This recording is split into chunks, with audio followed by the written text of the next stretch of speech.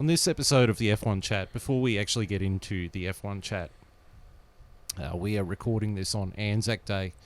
Just wanted to say a special thank you to all the Australian New Zealand Army Corps from Gallipoli through World War II, Vietnam, Afghanistan, Iraq, even the current soldiers. Thank you for your service, and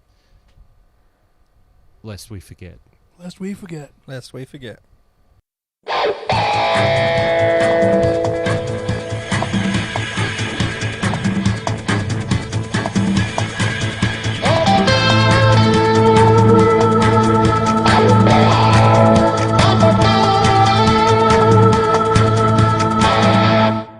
Isn't it fucking ironic? Hello out there and welcome to the F1 Chat. Hello Internet Land, because I botched the intro, but I don't really care. I'm not going to redo it. This is the F1 Chat, yet again. I'm your host, Phil Lamington. Sitting beside me on the left is a man who's very happy because his driver managed to make it on the podium. JB. I'm very happy. One driver made it on the podium, and one driver made sure your guy didn't make it on the podium. Yeah. Fucking Australian son of a bitch. Yeah. And to my right is a man who's not very happy because none of his drivers made it onto the podium. Well, we made it through with Latifi not crashing, so I guess there's that. Yeah, Stroll didn't hit him. Yeah. Longhorn, how are you, my friend? I'm good. Saving money. $1 saved is $1 earned. That's the new Williams motto. So we, this morning, even Johnny got to watch it a bit this morning, but not quite live this morning, Thank you, Ko. was the Imola F1. I'm not even going to try and pronounce what they call The it. Emilia Romagna Grand Prix. Emilia mate. Romagna. Yeah, the lasagna Grand Prix. In Bologna, which I assume, which made me really hungry for spaghetti bolognese. Yeah. the lasagna F1. The lasagna. It's Senna's death place. There we go. God damn it. Had to go there. Yeah, it was the Imola F1 from Imola in San Marino in Italy. Italy. Yeah, they kept saying, it's the home place of Ferrari. Yeah, what the fuck is Monza? You know, is that the home place of Haas? It's the home place of AlphaTauri because their factory is 10 miles away. Yeah. And they fucking botched it. Yeah. I love though that it's the home place for AlphaTauri, but you don't see you never ever do. Have you ever even seen a fan with an AlphaTauri merch on before? Do they even sell merch? Yeah, I don't know. Like It's That's just Red why I'm Bull merch. interested. That's why I'm interested when they go back to Suzuka later to see if anyone's walking around in a Yuki Tsunoda shirt. Or remember yeah, the 2014 Singapore Grand Prix when we were sitting on the front straight, as repping McLaren or whatever. There was one guy sitting down the front in a Caterham shirt, and I'm like, you'd be the only person in existence with a Caterham team shirt on. But good for you, man. good on you, man. Good for you, He dude. got that because he supported him on Kickstarter, didn't he? Yeah, he must have. Whoever their shitty driver was at the time. Didn't they have like a shitty Japanese driver at the time? I don't know. The only thing I remember about the Caterham from 2014 was the massive sex device on the end of the the car. giant black dildo on the nose. But yeah, I just like, man, you'd be the only one, not only at the track, but probably in existence. And with he's a the fucking- only one who's not disappointed because he knows exactly how shit his team is. Yeah, I'm pretty sure the engine conked out after like 8 laps, but that was good times. At least it conked out rather than Stroll crashed him out. So That's true. yeah, that's always a positive. But also, this race had qualifying on Friday night, or Friday during the day for all those people in Europe. And then Saturday night, Saturday during the day for Europe, we had the first sprint race of the season. Which I thought the sprint race was actually quite good. Yes, it was. Despite Martin Brundle getting on Twitter and saying, I'd rather have another practice session than another sprint race. Yep. I don't mind the sprint races. I maybe just would have liked it at a different circuit. Yeah. That's my only criticism of it. But this sprint race was actually the first sprint race in all of the sprint races we've done that has actually had an overtake for the lead. Yeah. Yeah. Yeah, and it had more overtakes than the actual Grand Prix itself, or at least it seemed like it. Yeah. You know, for a track that's notoriously not great for overtakes. So at the start of the sprint after qualifying, because Max Verstappen got pole position for qualifying, we had on pole position for the sprint race was Max Verstappen, followed by Charles Leclerc, Lando Norris in the McLaren, Kevin Magnussen in fourth in the Haas. It's still got He's pace. still got something. Fifth was Fernando Alonso in the Alpine. Sixth was Danny Ricciardo in the McLaren. Seventh was Sergio Perez in the Red Bull. Eighth was Valtteri Bottas in the Alfa Romeo.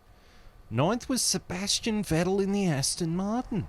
Out of nowhere. Out Yeah, of nowhere, nowhere. like he'd just been hit by an RKO from out of nowhere. Number 10 was Carlos Sainz in the Ferrari. Qualifying for him, Staying on the track for him at the moment. It's just... yeah. Challenge enough. Yeah. 11th is George Russell in the Mercedes. 12th is Mick Schumacher in the Haas. Yes, Mick. And then, in 13th is Lewis Hamilton. What is going on with him? He just can't wrap his head around the car. Yeah. And during qualifying, I think it was during Q2, one of the red flags, Lewis and Toto were getting stuck into each other. Yeah, that was interesting, wasn't it? What did you take away from that, what was said? I think that Lewis Hamilton was saying the car is undrivable. Yeah. There's no point going back out for another run in Q2 because we're not going to get there. Yep. And Toto was saying, if you don't get back in the car and do your job, you can fuck off. Yeah, I reckon it was something like that too. It was just pulling him back in the line. Yeah.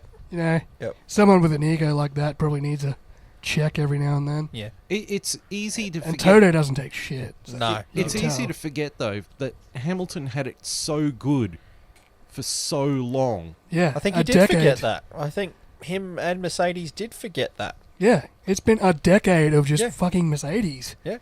Having it all their own way. And now as it's soon not. as it fucking doesn't, Yeah. and Hamilton gets exposed as a fucking maybe not that great driver. Yeah. I mean, he's getting dominated by his teammate at the moment. Yeah, and fuck, that annoys me. Like, we'll talk about it later. Let's get through the Yeah, results. okay. 14th was Zhou Guan Yu, G.I. Zhou, in the Alfa Romeo. 15th was Lance Stroll in the Aston Martin. In his usual spot. Does he ever get anywhere other than 15th? No. No. That's always where he qualifies. 15th. 16th was Yuki Tsunoda in the AlphaTauri. 17th was Pierre Gasly in the other AlphaTauri. Happy homecoming, boys.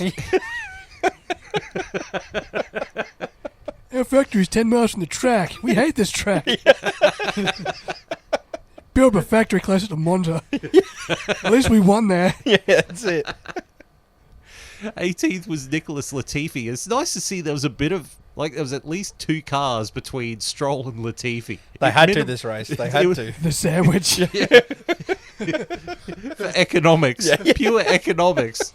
They were like, Latifi, don't go back out during qualifying. Yeah. You'll get closer to Stroll. If you get too close to Stroll, You get too close to Stroll, there goes the budget, mate. we can't afford it. We won't make it to race 6 the way we're going. 19th was Esteban Ocon in the Alpine, and 20th was Alex Albon in the Williams, who during the week was like, there's still potential in the car. Hey, to be fair, he actually, it wasn't him the reason that he got 20th. It was a brake caliber blowing Yeah, up. he's exploding. Did they buy the brakes off McLaren? Yeah. They got their old brakes that didn't work. Yeah, we just like shoved Got him them down at the line. bargain prices Hey, to look, keep we- the budget down. We got our Bahrain brakes. Here you go. Yeah. You got it at cost price because you don't have a fucking budget now. All right, Second-hand parts. I've got a blow-by-blow of the sprint race. Oh, nothing. Hey, you got on the podcast. Hey, whoa. All right, lap 1 of the Imola F1 sprint race. Max Verstappen starts on pole position alongside Charles Leclerc. Charles jumps Max off the line and into the lead of the sprint race. Max complaining of gear synchronization issues as to his slow launch. Zhou Guan Yu is hit by Pierre Gasly and slams backwards into the wall. The safety car is deployed. Lap 7, Carlos Sainz jumps Fernando Alonso into 7th. Lap 8, Sergio Perez gets past Kevin Magnussen into 4th. Lap 11, Daniel Ricciardo gets past K-Mag into 5th. Lap 12, Carlos Sainz gets past the Haas as well. Lap 14, Carlos Sainz gets past Daniel Ricciardo's McLaren.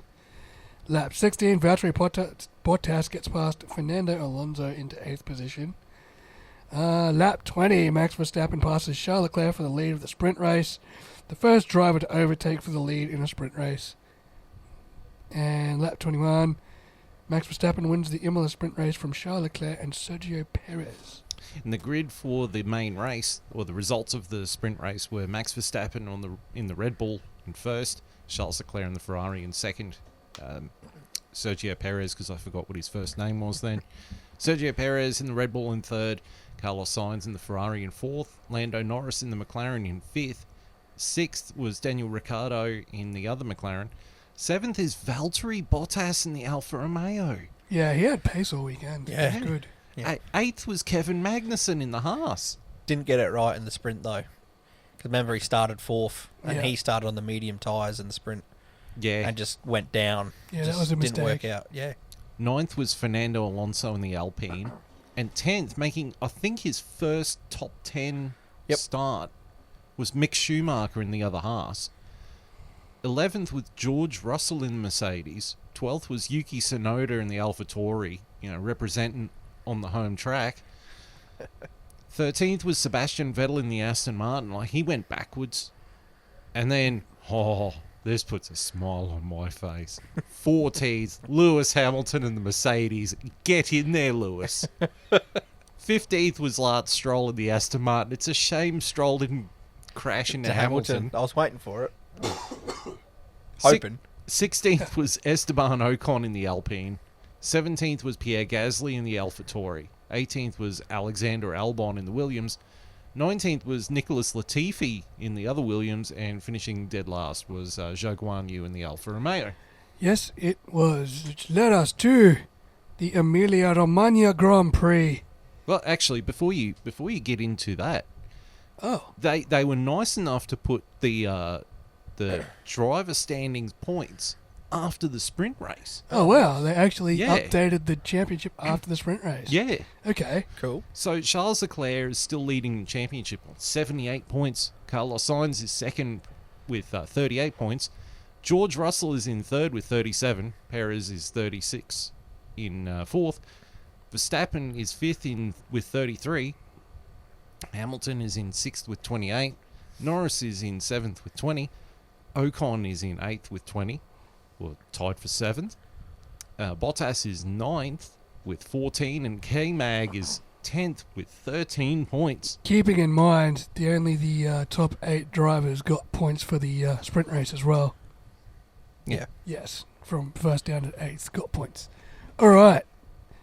Now, the real race started on Sunday. The real blow by blow. The real blow by blow. The first one was only a practice blow. This is the real blow. I'm not saying a word. I'm not saying a word. Can stay out of it. All right. Get in there, Lewis. The Emilia-Romagna Grand Prix, starting in damp conditions. Lap 1, Max Verstappen starts on pole alongside Charles Leclerc. This time, Max gets the jump on Charles, and so does Lando Norris and Sergio Perez. Daniel Ricciardo and Carlos Sainz make contact in the first chicane. Carlos Sainz buried in the gravel for the second Grand Prix in succession as the safety car is deployed. Lap 6, Lewis Hamilton gets past Fernando Alonso, who has a massive hole in his side pod from earlier damage, and he retires 1 lap later. Lap 8, Charles Leclerc gets past Lando Norris in the third. Lap 13, George Russell squeezes past Kevin Magnussen into the back chicane.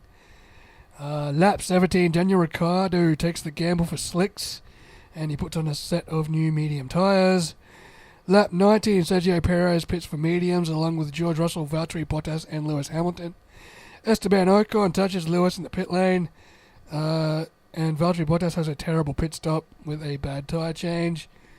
Lap 20, Max Verstappen and Charles Leclerc stop for fresh mediums, with Sergio Perez slotting past Leclerc on warmer tyres on exit.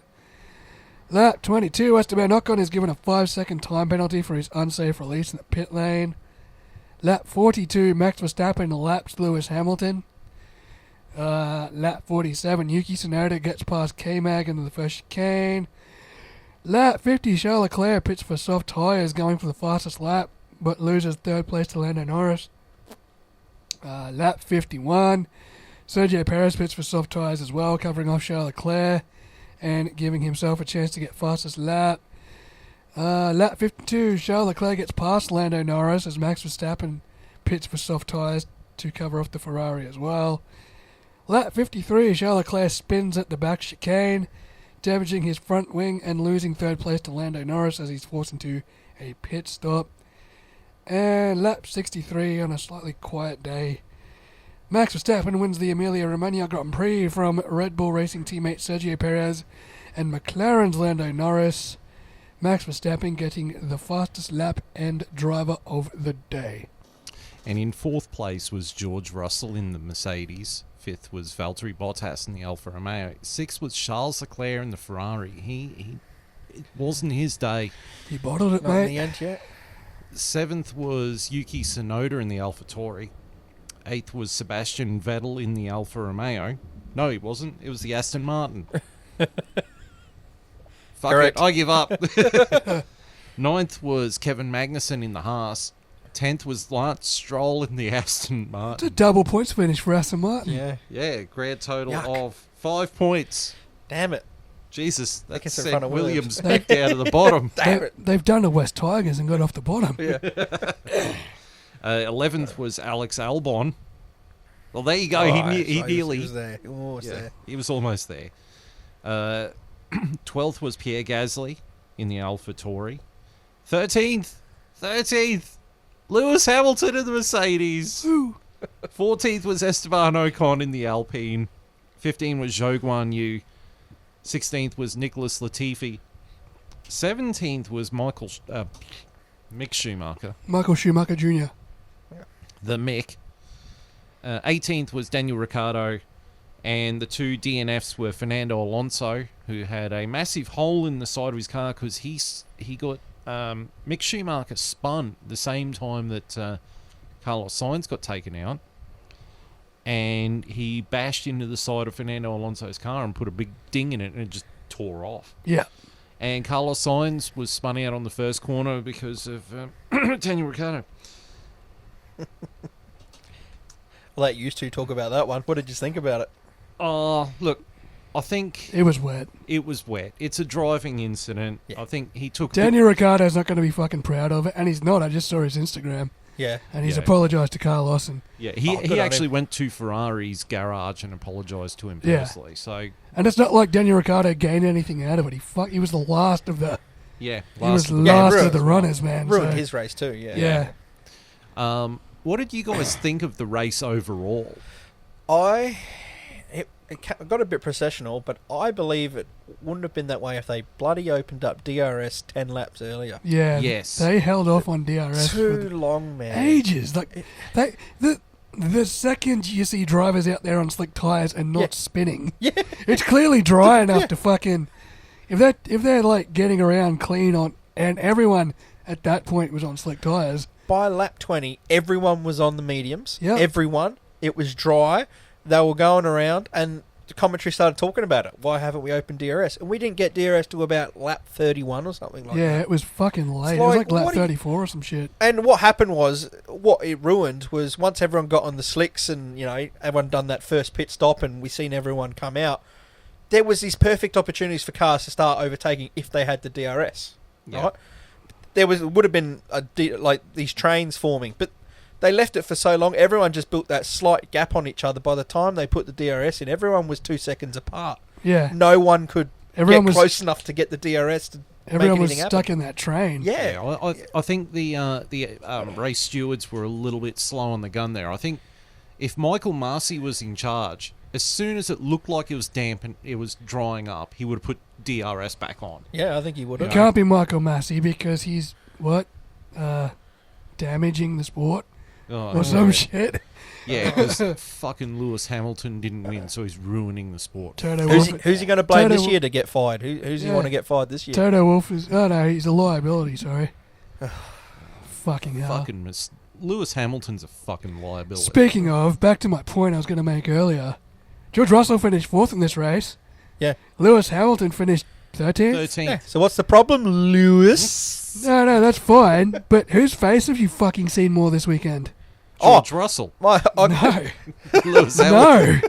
No. I am fucking sick to death of riding on board with Lewis Hamilton, of seeing his face everywhere, of my Facebook wall is posted with just Lewis Hamilton this and Lewis Hamilton that. Meanwhile, George Russell is raking in all these fucking points for your team. Yeah, he's clearly... Yeah. Shout out to my mate Joe. He sent me this meme. It was a Guinness World Record certificate that says awarded to F1 TV for the most commentary coverage of a 14th place finisher, brackets Lewis Hamilton. Yeah, Because it's bloody true. it's fucking unreal. Why are we watching him all the time? Watch him stuck behind Pierre Gasly for 50 laps. I mean, even when the race is over, like they've got him, Toto Wolff is apologising to him, saying, "Oh, you know, we're really sorry about the car. We're sorry the car's undrivable." If Lewis Hamilton is the standard bearer, the quality driver that Sky Sports and every Lewis Hamilton fanboy sits there and fucking says, why is he not mastering this car? And George Russell is. Yeah. George Russell's driving laps around him. Dominating And him. you don't fucking... They're not rushing up to him for fucking interviews. He's not on my Facebook feed. He's fucking... And Russell's not whinging either. And Russell's not bitching at all. He's not bitching at all. He's just Because- saying it how it is, fairly, and putting Like- his head down and fucking... He's finishing fourth while Lewis Yeah. Hamilton's going, oh, what's the point of even going out to, Like, quali when the we're car's not- crap? We're not fighting for the championship. Yeah. Meanwhile, fucking George Russell was almost on the podium. Yeah. But George Russell is fourth in the drivers now after the race. We'll get to that later Yeah. on. But he's fourth in the drivers. Does this make Lewis Hamilton the fucking number 2 driver now? I think so. To me, he is. He's going to have to be. To me, he is right now. I Yeah. mean, look, you look at the top 10, you've got George Russell, but then you've got Valtteri Bottas in an Alfa Romeo. I remember saying when he had signed with Alfa Romeo, I think he's making a backward step. Well, Clearly, I don't think he is now. No, well, if he didn't have that botched pit stop, I reckon he would have got Russell for fourth too, because he Yeah. was closing on Russell Yeah. in those last Yeah. few laps. He lost 8 seconds in that pit stop, Yeah. and I don't think he was 8 seconds behind George Russell at the end. No. And I mean, look, Vettel, Stroll, Magnussen, Tsunoda are all in... fucking... Who else is You reckon these new regulations aren't going to, like, shuffle the deck, Albon, man? Gasly, they're all in front of Hamilton. Look at the manufacturers in the top 10. Besides the 2 Red Bulls and the... we've All got... different. Yeah. We've got an Alfa Romeo, a Ferrari, an AlphaTauri, 2 Aston Martins, and a Haas. And this is what we wanted to see. We wanted to see it thrown up like this. This is the deck being shuffled. Yeah, and the only one who didn't want this was Lewis Hamilton. He wanted his 30-second faster than everyone car that he's had for the last however many years and go round and fucking round and fucking finish first every week, put his little flag out the car, I'm British, I'm fucking so good, look at me, I'm the best driver ever. Well, it's not happening. You're not. And now you don't hear him sitting there saying, oh, good job to the boys back at the factory. Yeah, and these when's the amazing last time fans." he's fucking said... Not that I heard it, but... All he's done is whinge from what I've seen. I like how Max Verstappen won this race by, like, however long it was. I think it was, like, 13 seconds. And Red Bull's just like, yeah, good drive, man. He's like, yeah, thanks, boys. That was it. It's like, oh. How good was Lewis Hamilton getting the blue flag? Yeah, Max Verstappen. Did he get a blue flag? Yeah. I must have missed that. He got a blue He flag. got lapped by Max Verstappen. Max Verstappen lapped him.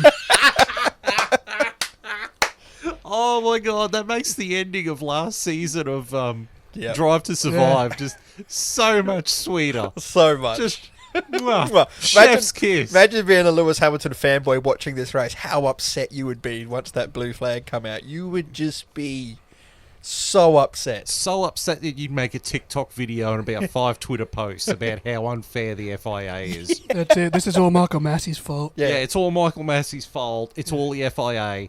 You know what? Lewis Hamilton fanboys remind me of Townsville Cowboys fans. Ooh, here we go. Ooh.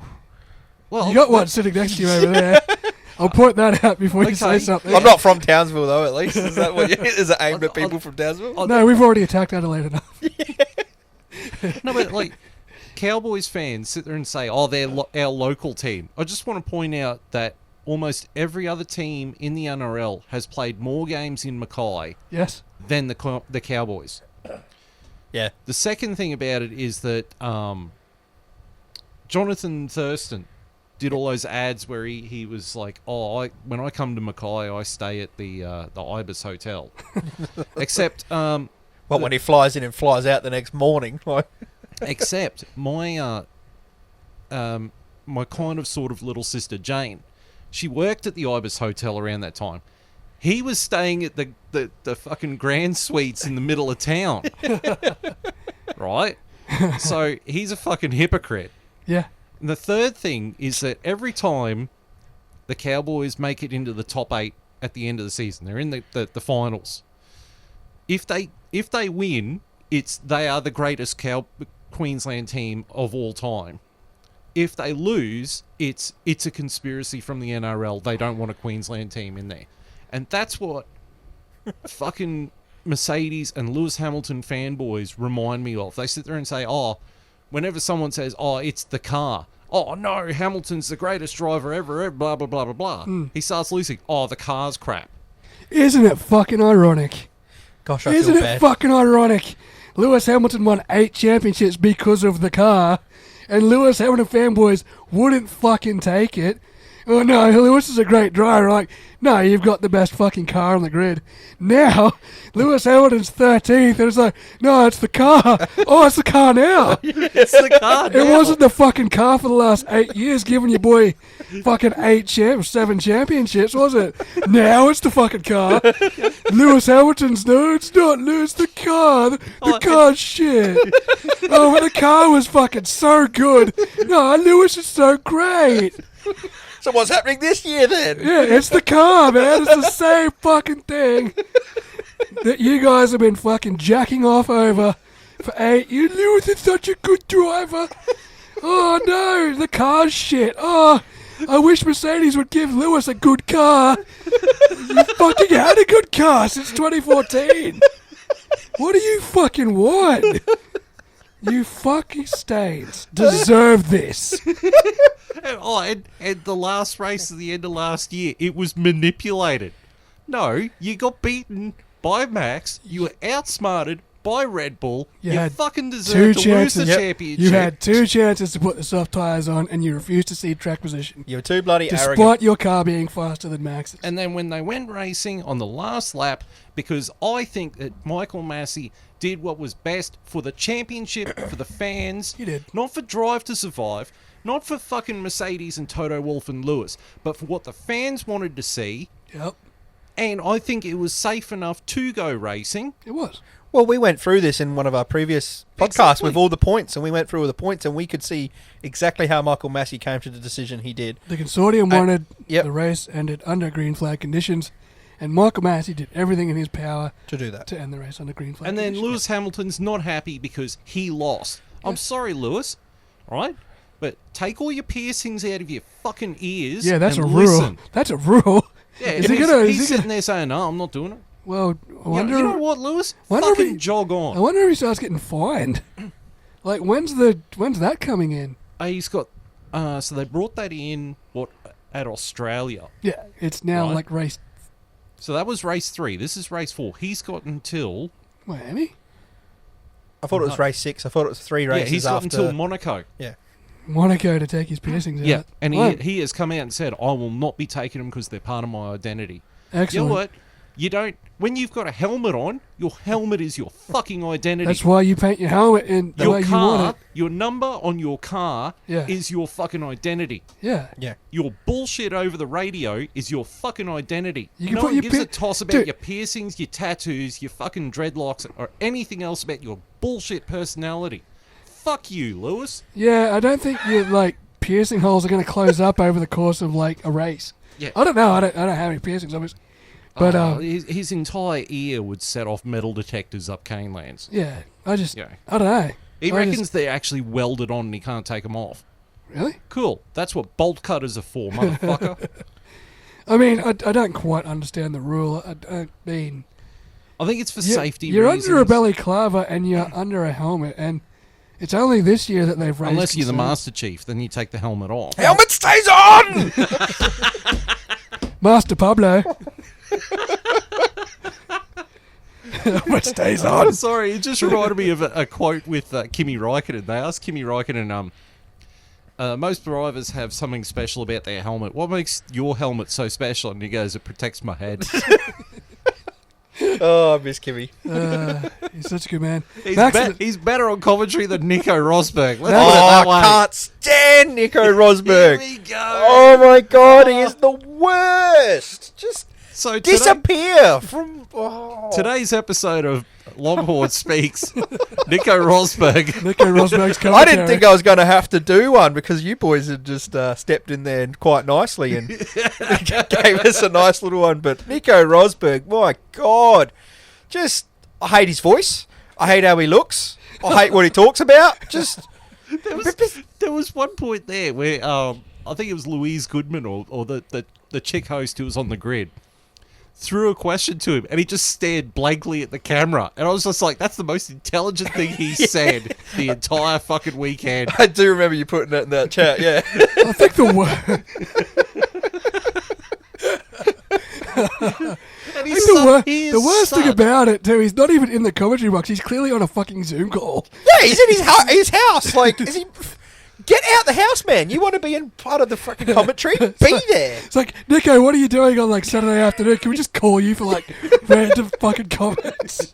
he just stares blankly at the screen when they ask him that. Sitting there drinking his fucking 0% Heineken fucking beer with his What I dad. can't understand. Who thinks, oh, we need to get Nico Rosberg from his bedroom to give us some kind of insight into look, the race? And all he did was talk about Mercedes and, oh, Lewis won't like finishing behind his team. He's hated that when I was there. Fucking Sake, know that. We know, mate. Like, Yeah. are you going to give us any insight to anything else other than what Lewis will not like and like because you're his teammate? I mean, honestly, I know how much you hate But you have Damon to say Hill. it like really blandly. Yeah, yeah. With so like no blandly. emotion. Yeah, nothing in it. Like Yeah. you raced the guy for how many years, and Yeah. you're just like Lewis won't like that. Lewis I won't know, like I it. know how much you hate Damon Hill, but I would have And Johnny rather have Herbert. listened Damon Hill than Nico Rosberg. All I I can would say is just thank put him God in. Nico Rosberg retired after he won the freaking World Championship, because if I had to listen to him still, What I don't get Racing. is why is he being so... Why is he giving Lewis Hamilton a wristy? I mean, yeah, He fucking fucked him hated over. Lewis. I know. Fucked him over for a championship. That's the bit I hate about him. His cuck attitude. He's just sitting there like giving Lewis one, and it's like the guy hated like you hated each other. What? You fucked him for a championship. Yeah. You crashed into him at fucking Austria. Austria, of all the places, you crashed into him so he couldn't win it. Yeah, the race you won the championship, you spent the entire race going slower so you could back him up into Sebastian Vettel's Ferrari, trying to give Vettel every chance he could to overtake him. And he couldn't get the job done, and fucking Hamilton sitting there going, I can't overtake him because the tyres are gone. And Vettel's sitting there going, I can't overtake him because my tyres are gone. And Rosberg's going, I'm helping you because I hate Lewis. And now he's just sitting there. I love Lewis. Lewis is the best. It sucks Lewis is at 14. He should be number one. When I finish using my right hand, I'll swap to my left hand and give you a tug. At the end of the race, I'll open up my mouth and you can go that way. Just let me Fill me up, baby. just let me remove my bottle of Heineken Zero. You replace can fill it. that up. Replace it with your dick. 'Cause it's just you're right though. He fucking they hated each other. Yeah. And now every time he's on TV, he's like, Lewis is the fucking best person ever met in my life. I'm like, what? That's like, What fucking what? drugs is he providing you with? Has Lewis cut you in on some like fucking Bitcoin deal or something? Because Like, you don't want to be following him into deals. Ask Karun Chandok. I would have rather more of Karun Chandok. Oh, 100%. 100%. I love Karun. He hasn't been there for the last couple of races too. Because Lewis is doing so bad. Karun. They know Karun will be there looking in the team. What's happening, Lewis? He'd be on that pit wall, that Sky Sports wall, just sitting there going, yeah, Lewis is driving rather shit this year. Let's show you how. Look, I'm thumping the play button. It's not playing. Maybe there's something wrong with the system. Here, I'll draw it on a diagram just to really hammer it home how shit he is. I mean, Karun Chandler, he really does try to be impartial. Yeah.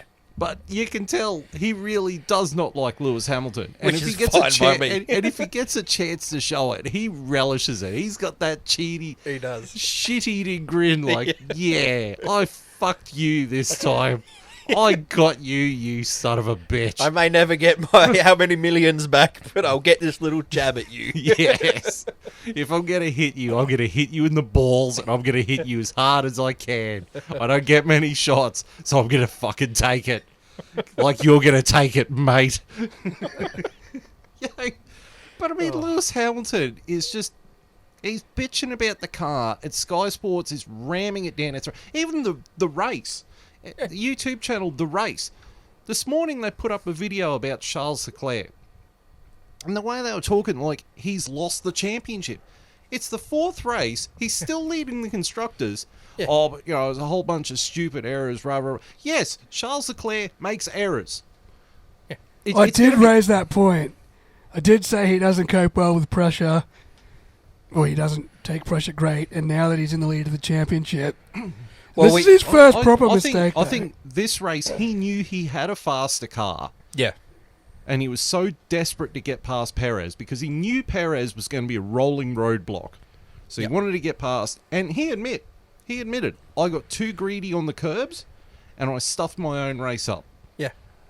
Which is what we said Leclerc could have it. Like when we talked about who would win it out of him and Sainz, which the Sainz opinion hasn't quite worked out because we said he'd be consistent, blah, blah, blah. And Leclerc's been the consistent one, but we did say these are the things he will do when he doesn't need to.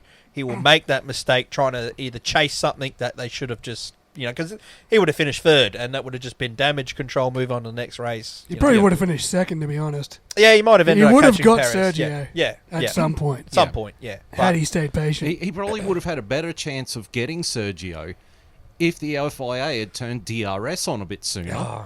Would have just changed his whole race. Yeah. This whole race. So really the championship is going to boil down to, like, the driver's title is going to boil down to whether Max's car can get reliability fixed versus whether Charles Leclerc can just calm the fuck down and pardon me, and sometimes take a hit and not overdrive the car. Yeah. It's easy to sit there and say, I want to win. Yep. It's smarter to sit there and say, you know what? Second is the best I can do. Third is the best I can do. Take the points. Still Finish the points. race. It's still points, man. Yeah, You don't take have that to into fucking- next week, where next week will be it could be a different week, and I run away with it like you had the last three races. Yeah. Two races. I actually want to pitch a question here. I didn't put any photos up or anything about it. Do you think... pardon me. So they've got a problem with... I think... China's not on the calendar. Yeah. And they're trying to get a race to... They're talking about doing a second Singapore race or something for This is later to on in the season. Replace Sochi, correct? Yes, Yep. that's right. Yep. Do you think they should actually move Imola to later on in the year? Yep. And Yeah, I don't get why you put couldn't it have... back to back with Monza. Yeah, I don't get why you couldn't do that. Yeah. Yeah. And they could have had another. They should have. You know how they're all complaining about coming out to Australia. They should have had Singapore or another race out around this region, so Yeah. they're not going all the way back to Europe and Yeah. then having to go to America. Like, Yeah. yeah, to me it was a bit weird having this one right here when you could have easily moved that back. I mean, why do they put Canada, and 2 months later they're back for America and Mexico? Why don't they just put Canada, America, Yeah. and Mexico, and put all the American races Together. back to, together, so they're all in that region, Yeah. For about a month and a half. Actually do it like a circuit, like you're travelling the world, and do it with an actual, curve, and may even do it so you sort of come back around. So at the moment they seem to be starting and finishing in the Middle East. So, do that and do your trip around the world and come back to it, but not, Australia, and then they're all whinging, and it makes it look bad that they've come to Australia and they're all whinging about it, blah, blah, blah, and then they've got to go back to Europe, to Italy. It's like... I do like George Russell actually clarified his comments about Australia. He said, it's not that we don't like racing here. We like coming here. We like racing here. We just wish they'd organise the calendar so it's not fly to Bahrain, fly to wherever the fuck the next race was, then fly to Australia, and in between we've got to fly home. Why don't you just make Australia the first race like it traditionally is? Yep. So then we can fly to Australia, fly back home, and then, we're not flying as far. Yep. It definitely could have been organised better. You could have started in Australia and then gone to Bahrain and then gone to Jeddah. Yep. And then gone to Imola. Or you could, at least the Middle East is closer to Europe, so Yeah. you can do whatever then. Yeah, 100%. Or move Australia further down the order so it's around the same time as Singapore, as Japan.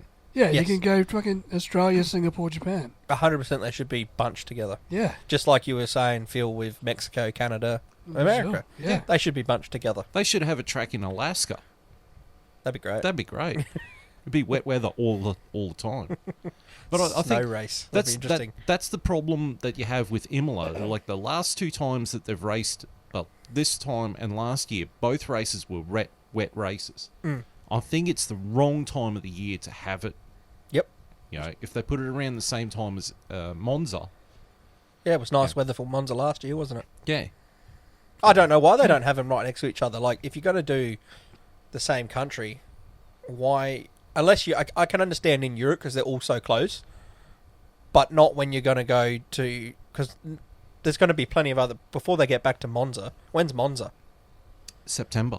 Yeah, right. So they're going to go to all other regions of the world before they get back there. And from August through to September, they've got 3 races on 3 consecutive weekends back to back.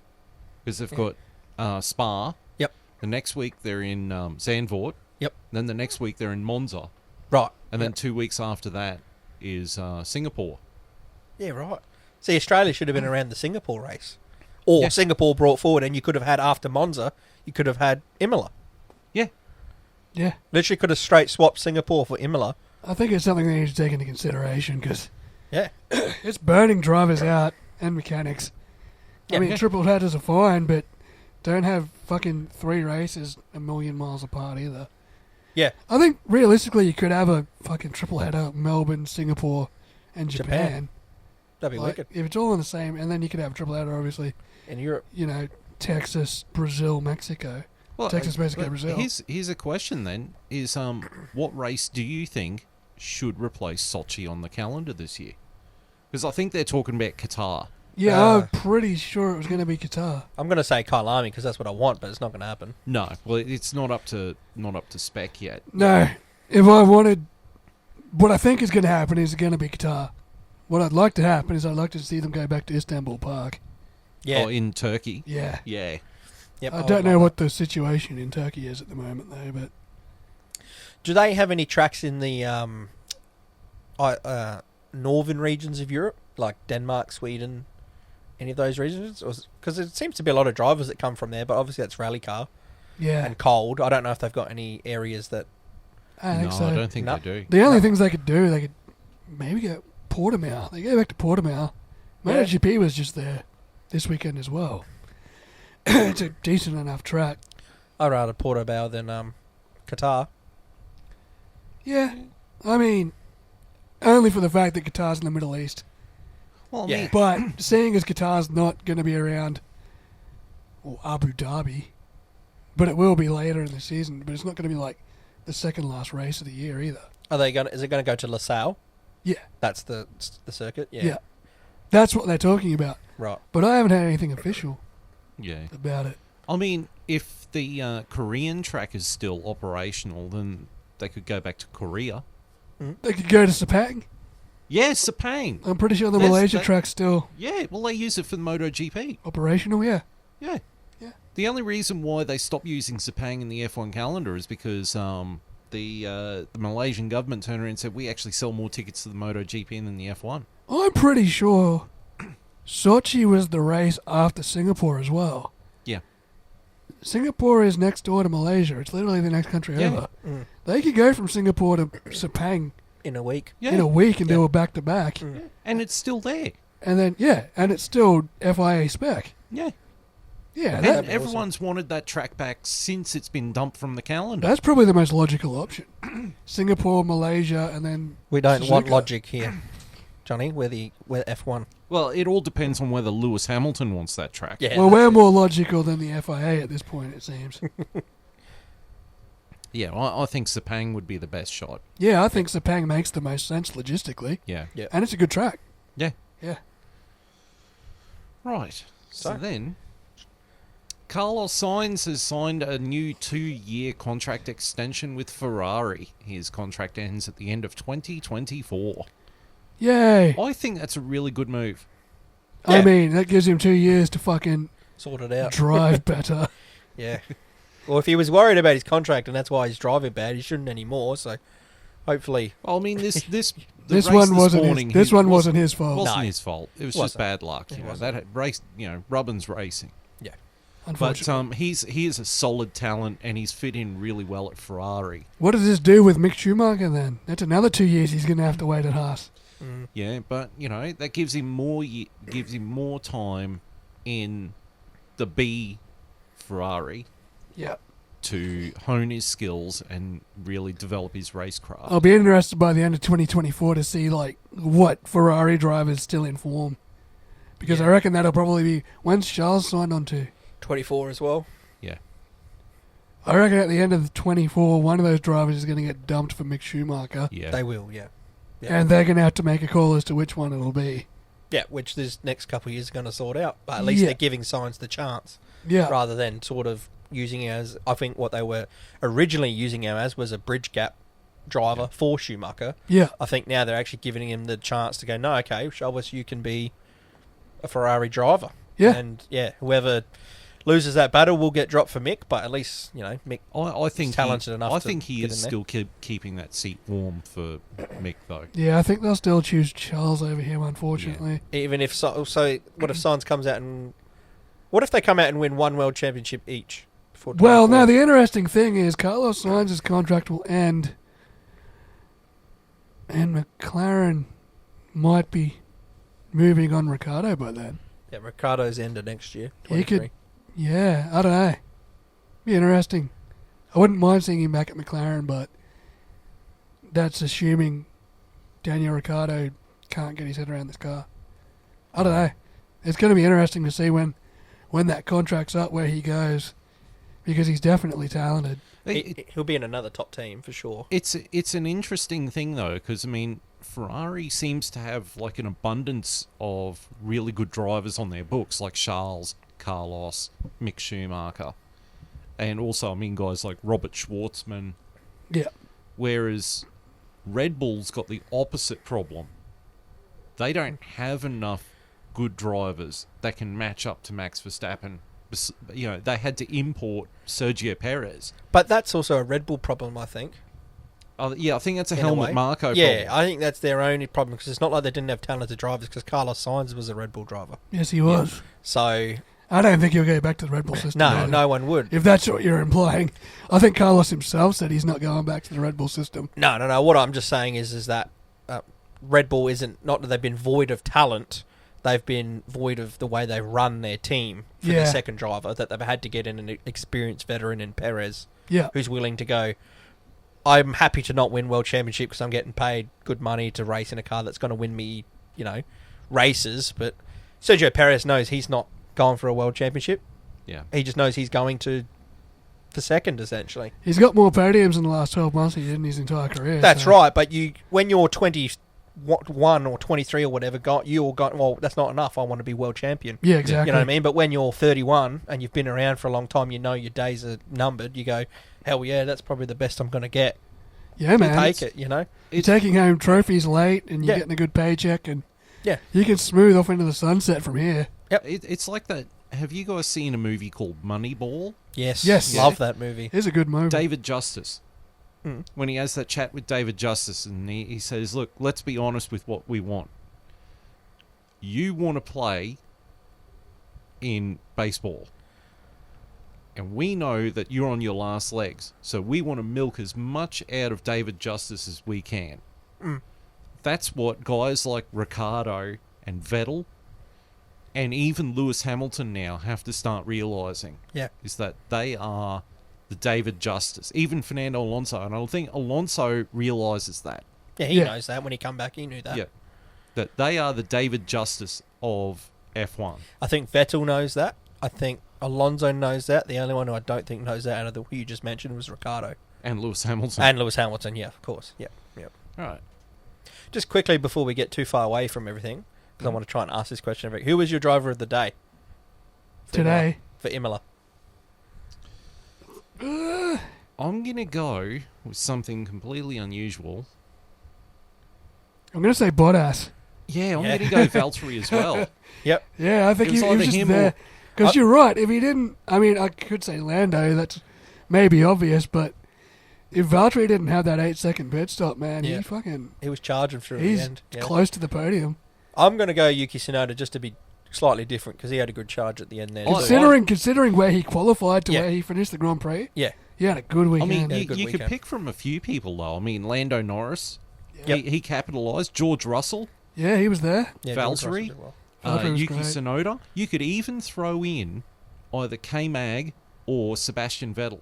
I wouldn't Into throw the- in. I wouldn't throw in K-Mag. I think Nah. he went backwards all Yeah. weekend. Yeah. Yeah. I think you could throw in either of the fucking Aston Martin boys, considering what they have to drive. I wouldn't throw in Stroll. I'd throw in Vettel. Of course, yeah, you but that's wouldn't because throw you in don't Stroll. like Stroll. Yeah, but I don't think his race was that spectacular either, even though No. he finished in 10th. You know what I mean? Him as a person isn't that spectacular, but it's still points. Yeah. Well, I mean, Vettel started 13th and he finished 8th. Eighth. Yeah. Yeah, Tsunoda started 12th and finished 7th. Yeah. Yeah. In a car that struggled all weekend. Mm. You know? So, there were some good drives out there, but I think Valtteri or Lando, if I'm being patriotic. Yeah, or, Yep. or even George Russell.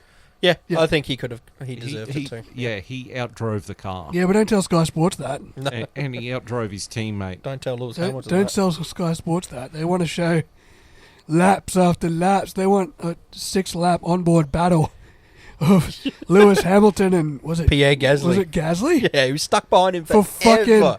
fucking 6 laps in their epic battle for 0 points.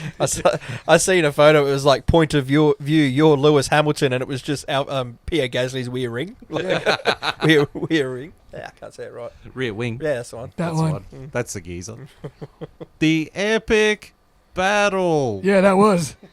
It was the epic battle for 0 points. Fucking The atrocious. pride.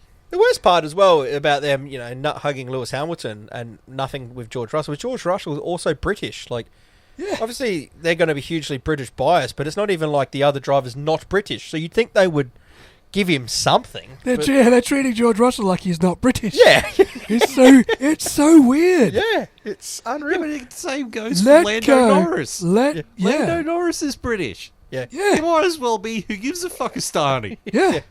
Yeah. They don't care about Lando. The fans care about Lando, though, thank God. Yeah, then George Russell might as well come from the People's Republic of who gives a fuck. Yeah. Well, he does. If you're Sky Sports, Yeah. they just need to relinquish their grip on Lewis And Hamilton's it's nuts. like the race and Sky Sports. And I said this the last episode about the last race.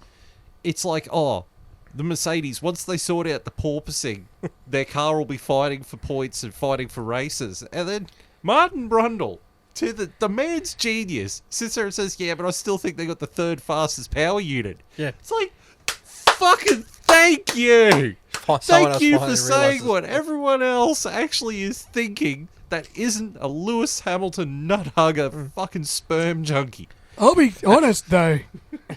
Like, George Russell, I mean, the car's still got porpoising to the point where George Russell has back and chest pain now, Yeah. which is concerning. Yeah, well, let's talk about that while we're here. You know, he's... I don't know how you sort porpoising, but that's... If your car's bouncing that bad to the point where he might miss a race because he's going to need physio treatment, Yeah. like, that's something you'd want to sort out rather sharpish. You'd have to, because that shortens guys' careers. Yeah. Yeah. Yeah. Particularly You can't be someone having that. as young as him. He's, 24, 25? And you hear... I don't know if we were on board... I think it must have been Lewis in the sprint race. And you hear the car bouncing, but it's bouncing so hard that it's not accelerating. Mm. It's like the wheels will come back off the ground. It's like the car hitting the ground is making it not accelerate. They were So it ripping just- up so much bitumen when they're Yeah. driving down the straight. You just watch them and it's just... All you can see is just sparks flying And out then, the you back. know, those cars don't have, like, bouncy suspension seats, man. No. You're just hitting the floor with the car. Yeah. And you're doing that fucking 20, 30 times over 63 And there's laps. not much between your ass and the road. That's 3 millimeters. Mm. No, 5 millimeters? And the plank. Yeah. The Yeah. plank's 5 mil. And if there's no plank at the end of the race, you're disqualified. Yeah. And, you know, and now George Russell's like, I'm literally being physically hurt by the porpoising. Like, man, you've got a problem. Yeah. But in saying that, he's able to drive his car around the porpoising and almost get on the podium. Lewis just can't seem to. You can't even get in the points. And we fucking don't see or hear fuck all of... No one's praising George for what he's doing. No. Everyone's We are. lamenting... We're praising George for what he's doing. Everyone's lamenting Lewis Hamilton's fucking car. The Mercedes is shit, which is why Lewis Hamilton isn't performing. Well, then why... Yeah, But conveniently ignoring the fact that George Russell in the same car is almost on the podium. It's like, well, it's fucking not George's car, is it? Like, it's the same car. if you actually look at George Russell's finishes, I think he's probably been one of the most consistent drivers. If And Lewis he's Hamilton's, if the W13 is so shit, Yeah. why is George Russell nearly getting on the podium?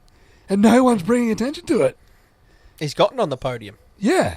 It's just like, oh, the car's so crap and Lewis is just struggling. And he's so sad. It's so sad to see Lewis so sad. I feel so sorry for Lewis. George Russell's standing there like, I just fucking got us another, like, Yeah. 12 points today. What am I, chop fucking Yeah. liver? Yes, you are. And I'm just the B driver in the team. and Lando Norris Might was as well ship me off to fucking Williams. and Lando Norris was on the fucking podium, but Lewis's car sucks. He got more praise when he was at Williams. Yeah, Legit. dude, He did. He was Mr. Saturday. He's Mr. Saturday at Williams. I saw a post coming here, and he's like Mr. Saturday as well. Like, he's been so consistent in the Mercedes. Yeah. And it's just like no one's talking about it. Oh, everyone's You just know like, what? When this episode's over, I'm going to get on Twitter and send a tweet to David Croft going, do you guys remember who George Russell is? Do it via our page. Yeah, do it via the Yeah, F1 chat. yeah, That's right. we'll- That's we'll on take the socials, brunt the of it. F1 chat. The F1 chat Then one. he could, the F1 chat one, and then he can like tweet us in his tweet his angry rebuttal, Tweet it to Will Buxton. and we're fucking famous. Did you see last weekend, over the Easter long weekend, Will Buxton got married? He got married. He got married. Good on him. And people were he put up photos of him and, you know, Mr. and Mrs. Will Buxton. And people are going, if she walks down the aisle, that means you're getting married. If she says If she yes, says yes, you are indeed married. And then putting his meme face On every underneath. comment. Someone came along and put a comment going, I'm just here for all the Will Buxton meme tweets. he's turned himself into a superstar by being an obvious delinquent. Literally. By Well done. stating the obvious. He is, in fact, stating the obvious. Captain Obvious, Will Buxton. Well done, man. Yeah, he's actually made it. He's like forming a career for himself out of it, where everyone loves him for it. In a sense, like, Yeah. say the thing, Will. Say exactly Do what it. we know. Do the Say- thing! Yeah. Do the thing! Max Verstappen won the race, which means he came won. first. Which means he won Everyone's like, the yeah! race. Yeah. Yes, Will. Say the line, Bart. I didn't do it. That's got to be the next one. Say the line, Will. Max Verstappen won the race. They need to put him in the next F1 game as like the. He's in the F1 game. Is he? Yeah. Does Yeah. he state the obvious in that too? No, he just asks repetitive questions. Yeah. See, he needs to be stating the obvious between races. Me and stuff. Ayrton Senna won the world championships and the constructors, and he didn't ask us about either of those. He's just like, your He's team. like, where's Lewis Hamilton? He's like, your team. He's like, your team's in a pressure cooker situation. And apparently, your staff hates you. And I'm like, I just won $80 million and those trophies in my cabinet. So go take a look at my trophies, Will. You fuck. Yeah, no, he's in the If game. you have trophies in your cabinet, It means you're that means winning. you're getting trophies in your But cabinet. I'm not going to ask you about the trophies. I'm going to ask why your team hates you. Your staff wants to stab you in the back. Your staff want to pin you down and slit your throat. How do you feel about that? I feel like the $80 million I just won off our sponsorship deal. I'll feel like fucking chicken tonight. More impressively, Will, I brought Ayrton Senna back from the dead to help me win this championship. So you can plow me into a fucking wall Yeah, every so often. I reanimated his corpse just to help me win this championship. By God, isn't he doing the job? I could have picked someone else like a Felipe Massa. Or a Instead, I Nico reanimated Rosberg. his fucking corpse. Don't even start with Nico Rosberg. Nico again. Rosberg, he shouldn't be in the game. He's not a legend. Apparently he is, and he's a 69 rated legend. Brody, hire him up so he can just blandly talk to you. From across the... Hello, Brody. On Zoom call. Lewis Hamilton is starting fourth.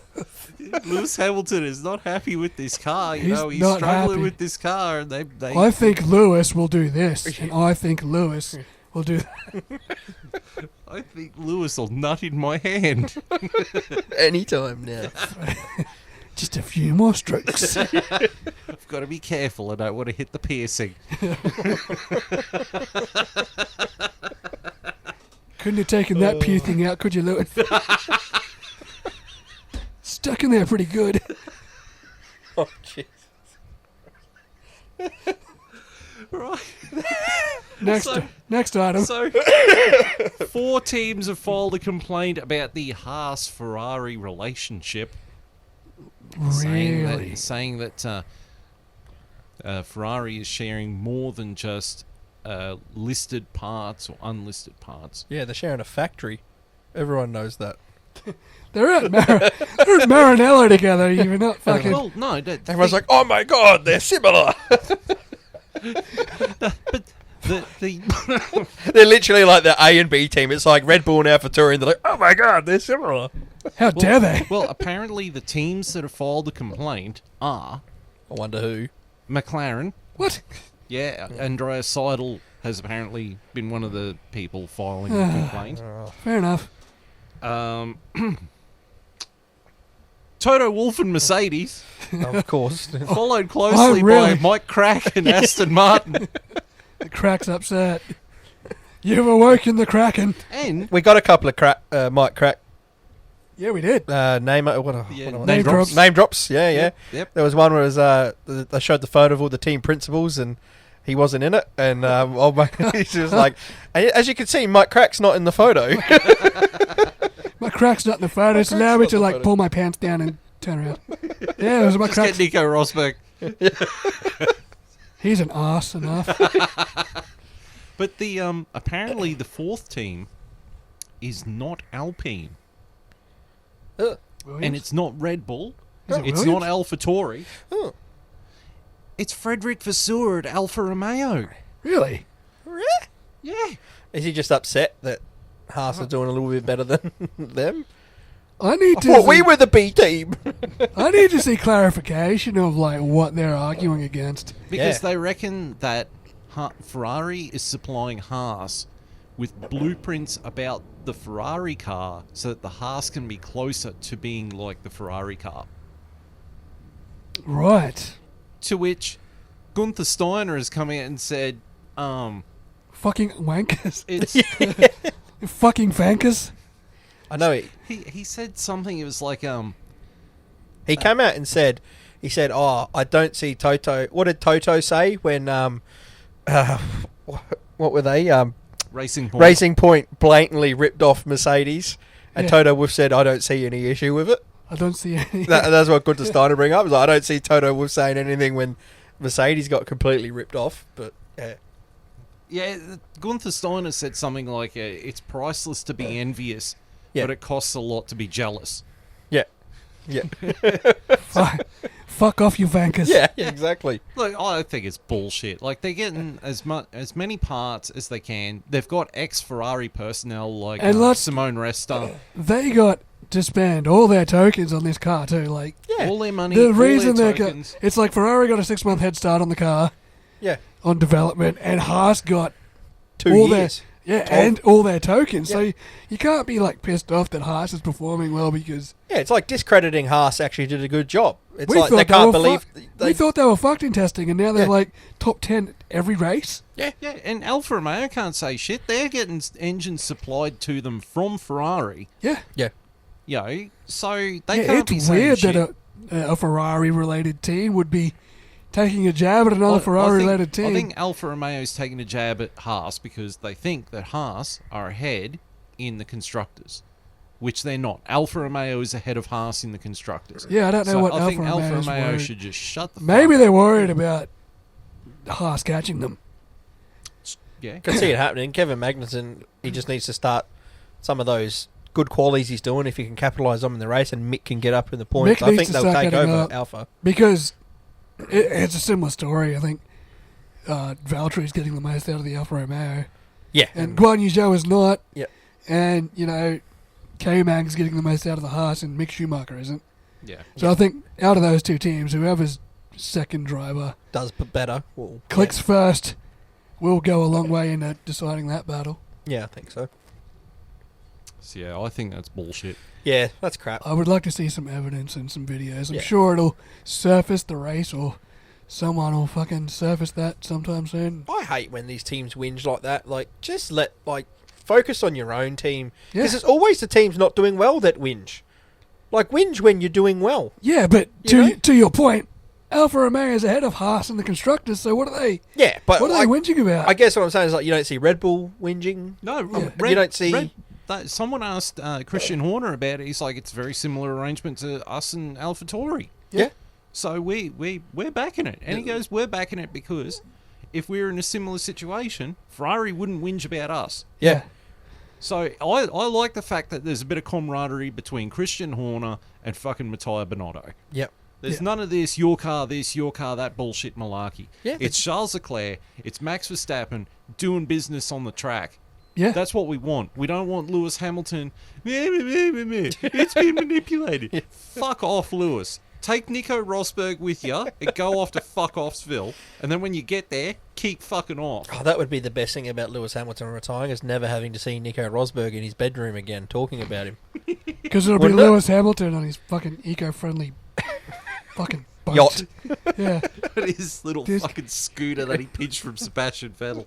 He fucking rocked up on Friday. The Mercedes fucking put it up, and he's in this like fucking suit. Looks like he's just finished painting his fucking kitchen. Legit. And it's like, oh, Lewis Hamilton's like bringing the style this weekend. They always say And all, that. and all the comments underneath were like, yeah, Lewis is looking trendy. And I'm like, fucking just look like he's finished painting his fucking bathroom. You're like, what the fuck is he wearing? What is he wearing? Actually, what he's wearing looks like what I gave birth to around the toilet bowl on Saturday or Sunday morning. Dude, fucking legit. Yeah. It was. I've seen people throw up things that look better than his. And it's suit. like proper fucking like Mercedes fans just like up his ass. It's just like, yeah, he looks fucking great. I just thought, you know where she'd go after this year? He should go to AlphaTauri. Just to promote their fashion. Yeah, that's what that looks like. I've got to put that's- that photo up now. That's what happened to Lewis Hamilton's suit, and he didn't have time to change, so he brought it with him.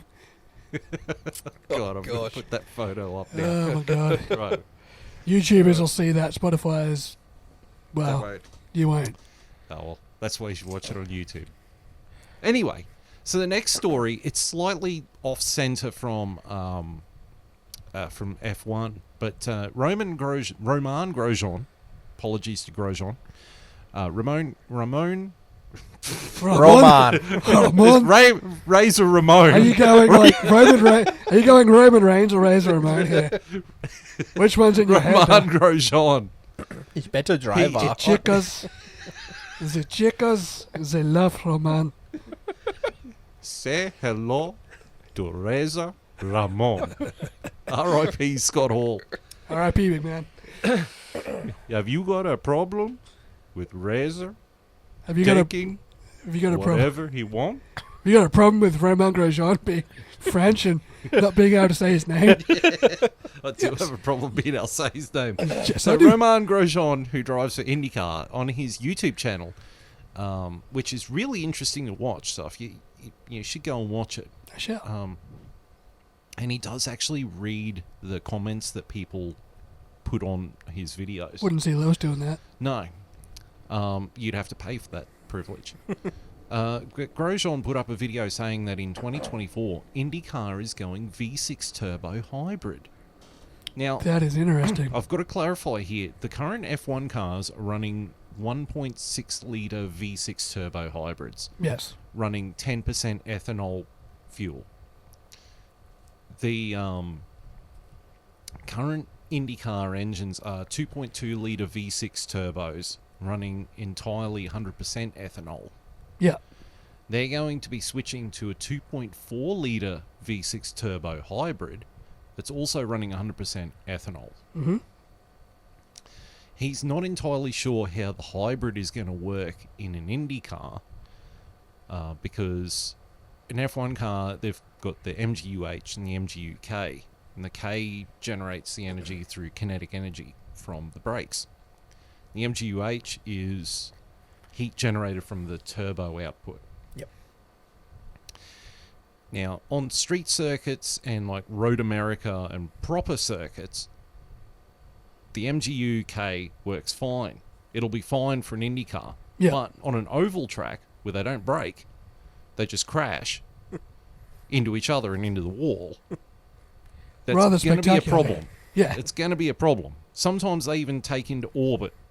Yeah, they do. They're quite good at that. Yeah. It's rather spectacular and very fucking scary. But he explains that it's going to be mounted onto the gearbox. Yeah, I'm not a mechanic. I couldn't tell you how that's going to work. Yeah. But he said it himself. He's like, because the F1 system uses kinetic energy. They don't brake on oval circuits. So Yeah. they're going to have to find a way to harvest energy Without brakes. somehow through the gearbox. And I assume that's the reason why it's not going to be a heat unit or a kinetic unit, because they race on more oval tracks than street tracks. Yeah. So they're going to have to find a way to harvest energy. Maybe they could have a system, a kinetic system for street circuits, and a separate system for oval tracks. But I'm interested to see how they, I reckon the solution I've they come got a up with. theory on how they're going to do it. I've got a theory on how they're going to do it. Let's hear it. When they pull into the pits, they put the thing on for the fuel and they plug the USB charger in. Yeah. That's how they recharge it. They plug it in via the USB. How long does it take to charge? Like 2 hours? Yeah. A long pit stop. Is Tesla coming into IndyCar?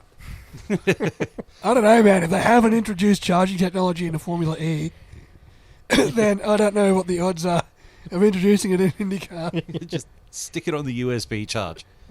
Why is the car not charging? Oh, someone accidentally unplugged the charger from the power. Yeah, someone like flicked the PowerPoint and they kicked it loose. Oh no, I needed the TV so I could watch the F1, so I unplugged the charger from the extension cable. Scotty McLaughlin is livid.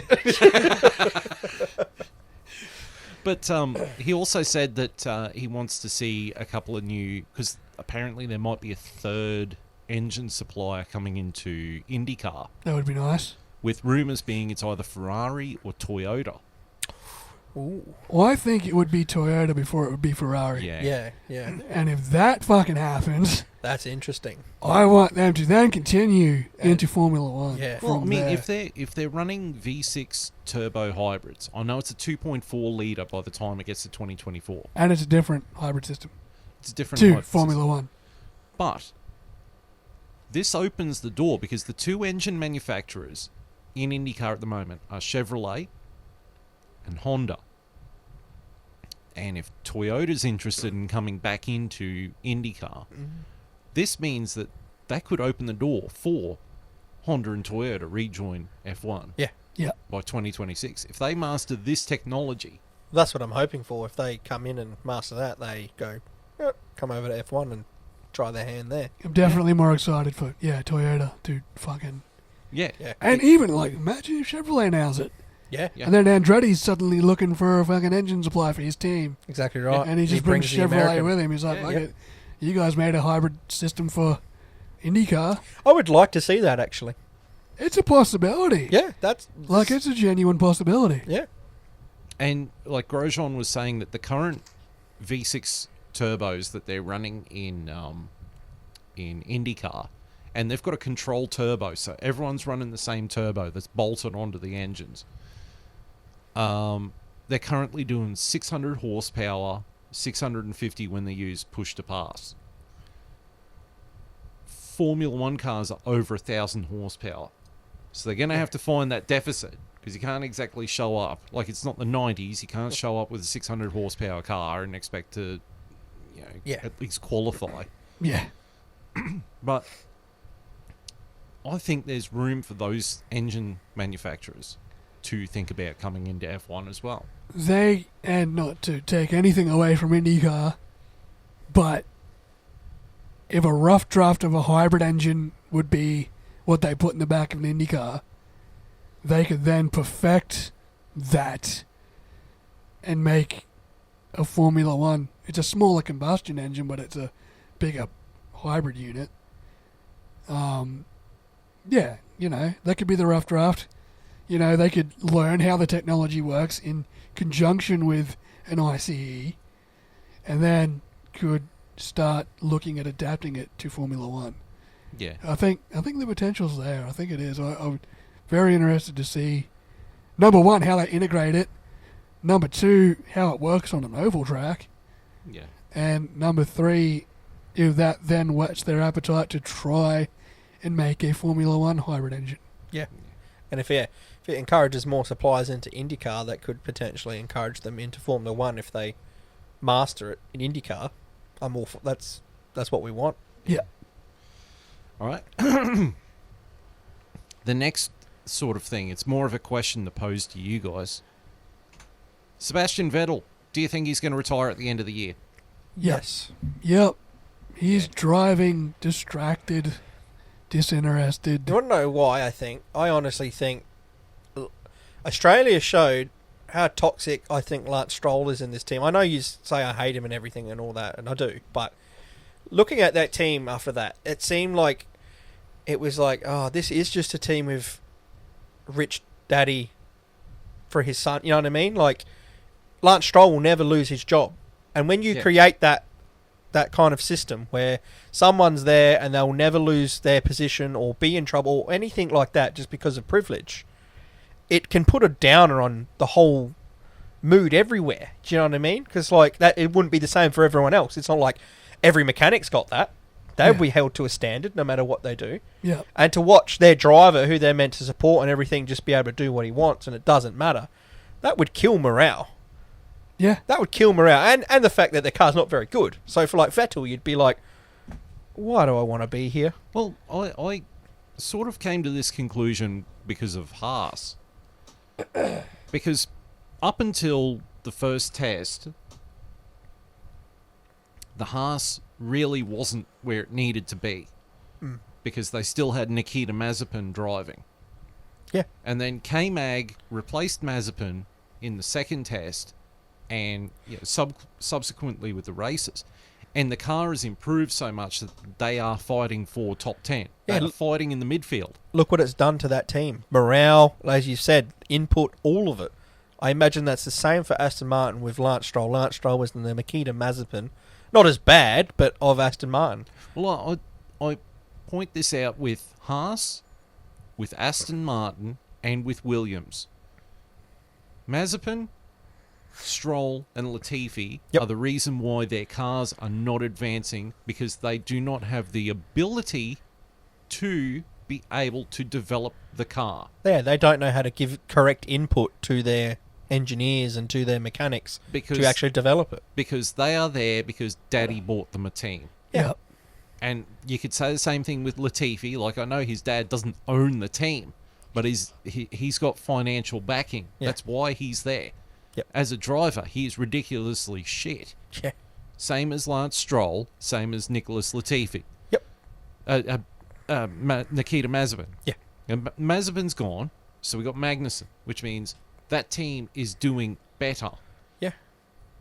It's different with Zhou Guan Yu. Like, the kid does actually have some talent. Yeah, but they also got the proper veteran and Valtteri Bottas who can give correct input to help that team go forward, you know? I think they've promised Sebastian Vettel the world. Yep. But they weren't... Because they are to Mercedes, much like Williams, as to what everyone perceives Haas is to Ferrari. And because so much of Aston Martin's car is listed parts or unlisted parts, whatever it's called, listed parts from Mercedes, the car is going to suffer from the same porpoising bullshit.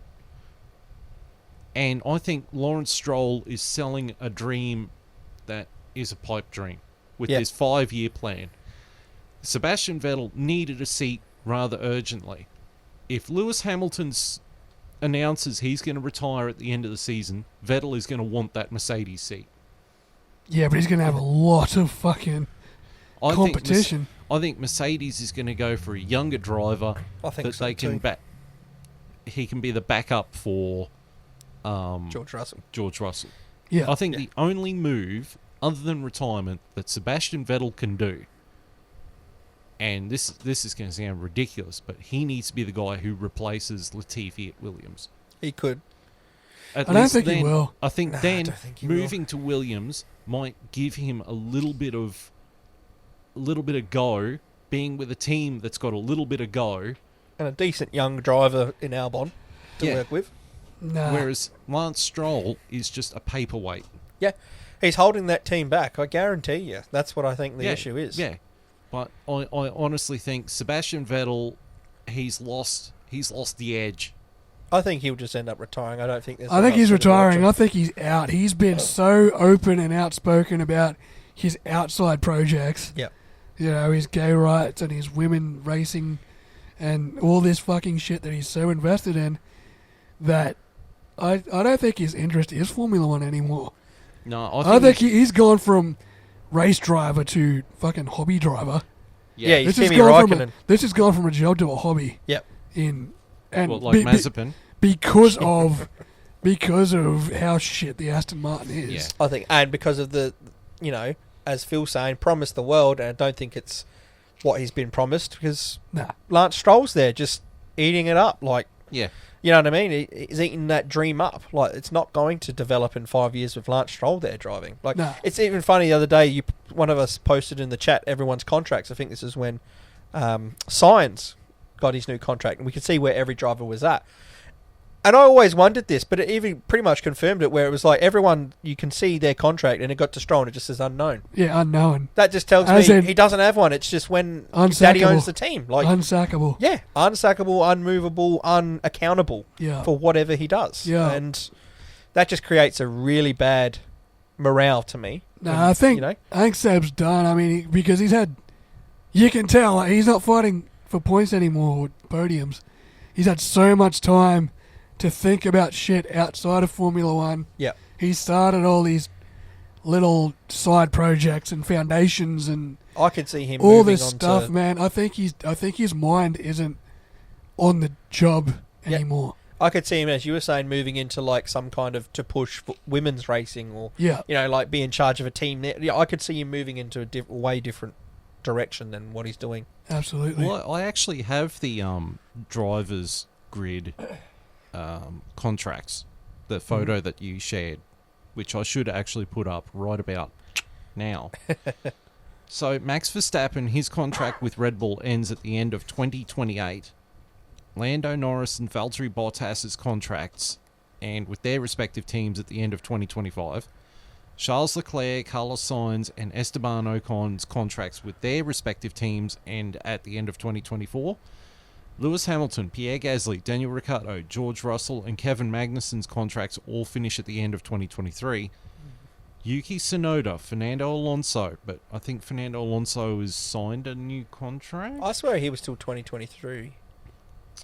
End of next year, I thought. Alonso, Perez, Vettel, Zhou Guanyu, Latifi, Albon, and Mick Schumacher until the end of this year. Yep. And Lance Stroll is unknown. They should just put permanent. Yeah.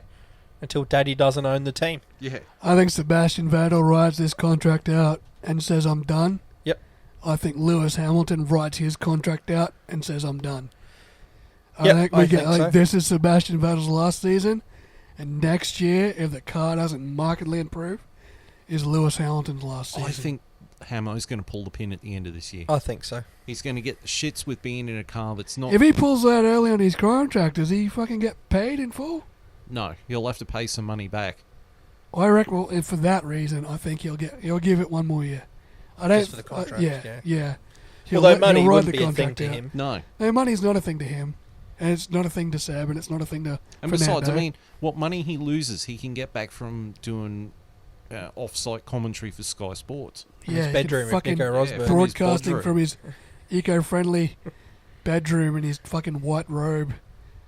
His room's pure white, except for him. He doesn't live in the UK. He lives in America. Oh yeah.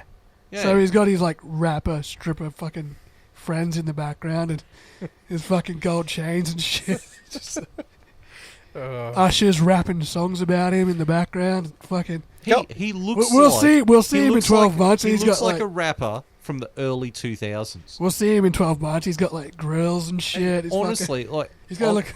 I played a gig at Moss on Wood on Saturday night, and before we started, they still had the house PA going. And I heard a song I haven't heard for a long time called The Thong Song by Cisco. And immediately I just thought Lewis Hamilton would fit in this music video. The thong song. Yeah. Don't ask me to sing it. I'll put the song on after we finish recording, right? I was really hoping we'll get taken off. I was really hoping for a refresher then. Yeah, no, I'll show you afterwards. Just to quickly go back to those Actually, no, I think I know contracts. the song you're talking about. It's good. Out of those drivers who end this year, what do you think is going to happen with those drivers? If you go through that again, Alonso was on there. Now I've got to go and find the fucking photo. Well, Alonso was on there. Yes. What do you think happens? Do you think that he done? Him or Well, they wanna Piastri, bring man. Piastri I think he's going to sign. I think Again. he did sign. I thought he was on for another year because we've been discussing who they're going to move on, Ocon or for Piastri.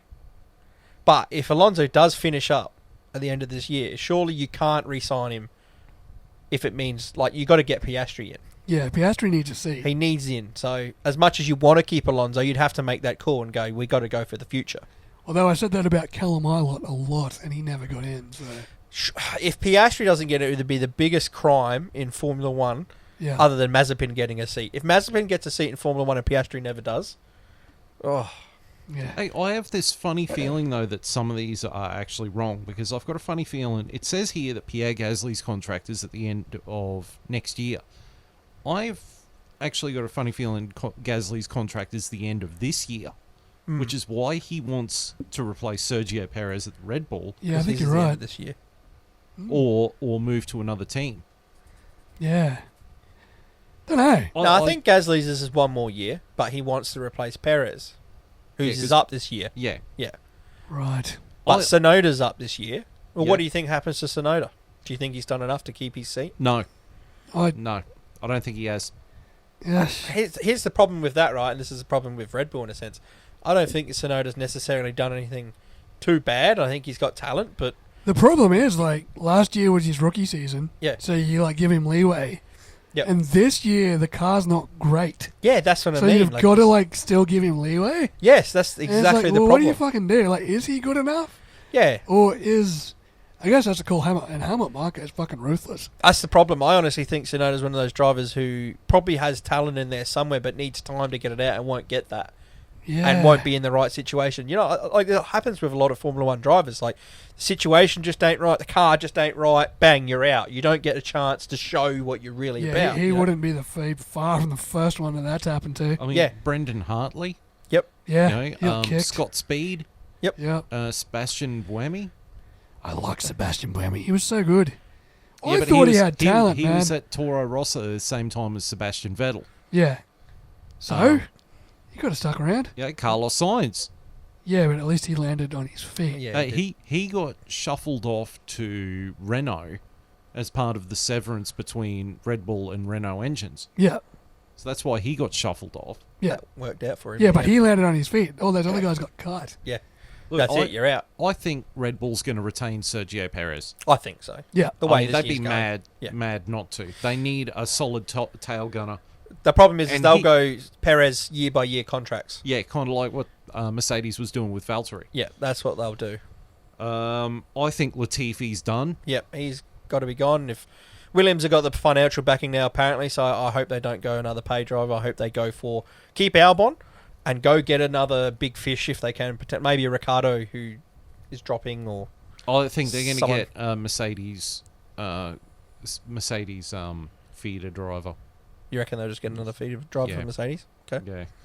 I think Zhou Guan Yu's contract is up at the end of the year. I think they'll sign him for another year. Yeah, they'll give him another year. Yeah. I think Vettel's going to leave. Vettel's done.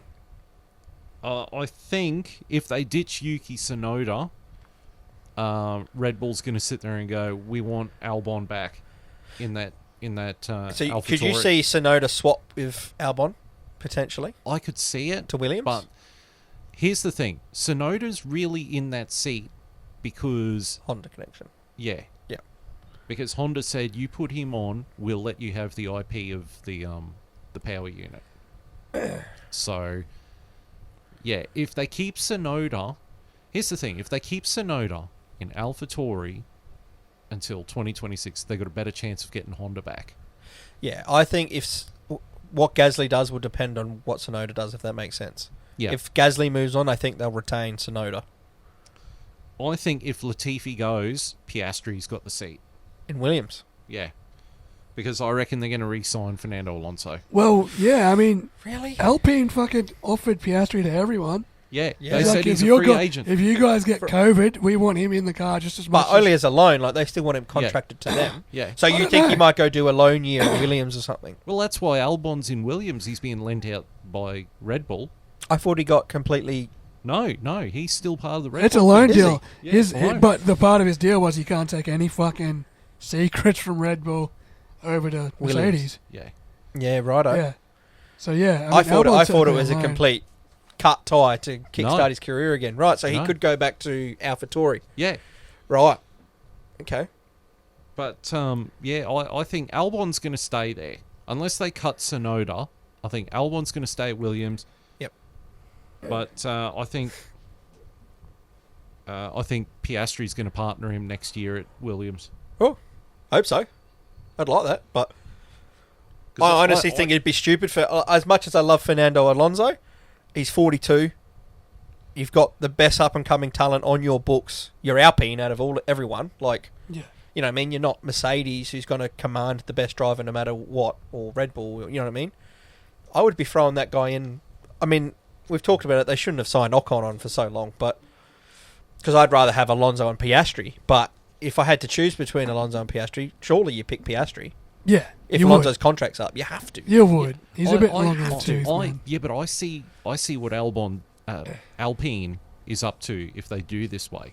They get Piastri experience in an F1 car, in a team that, how everyone perceives them, is way down the back, is not a threat to Alpine.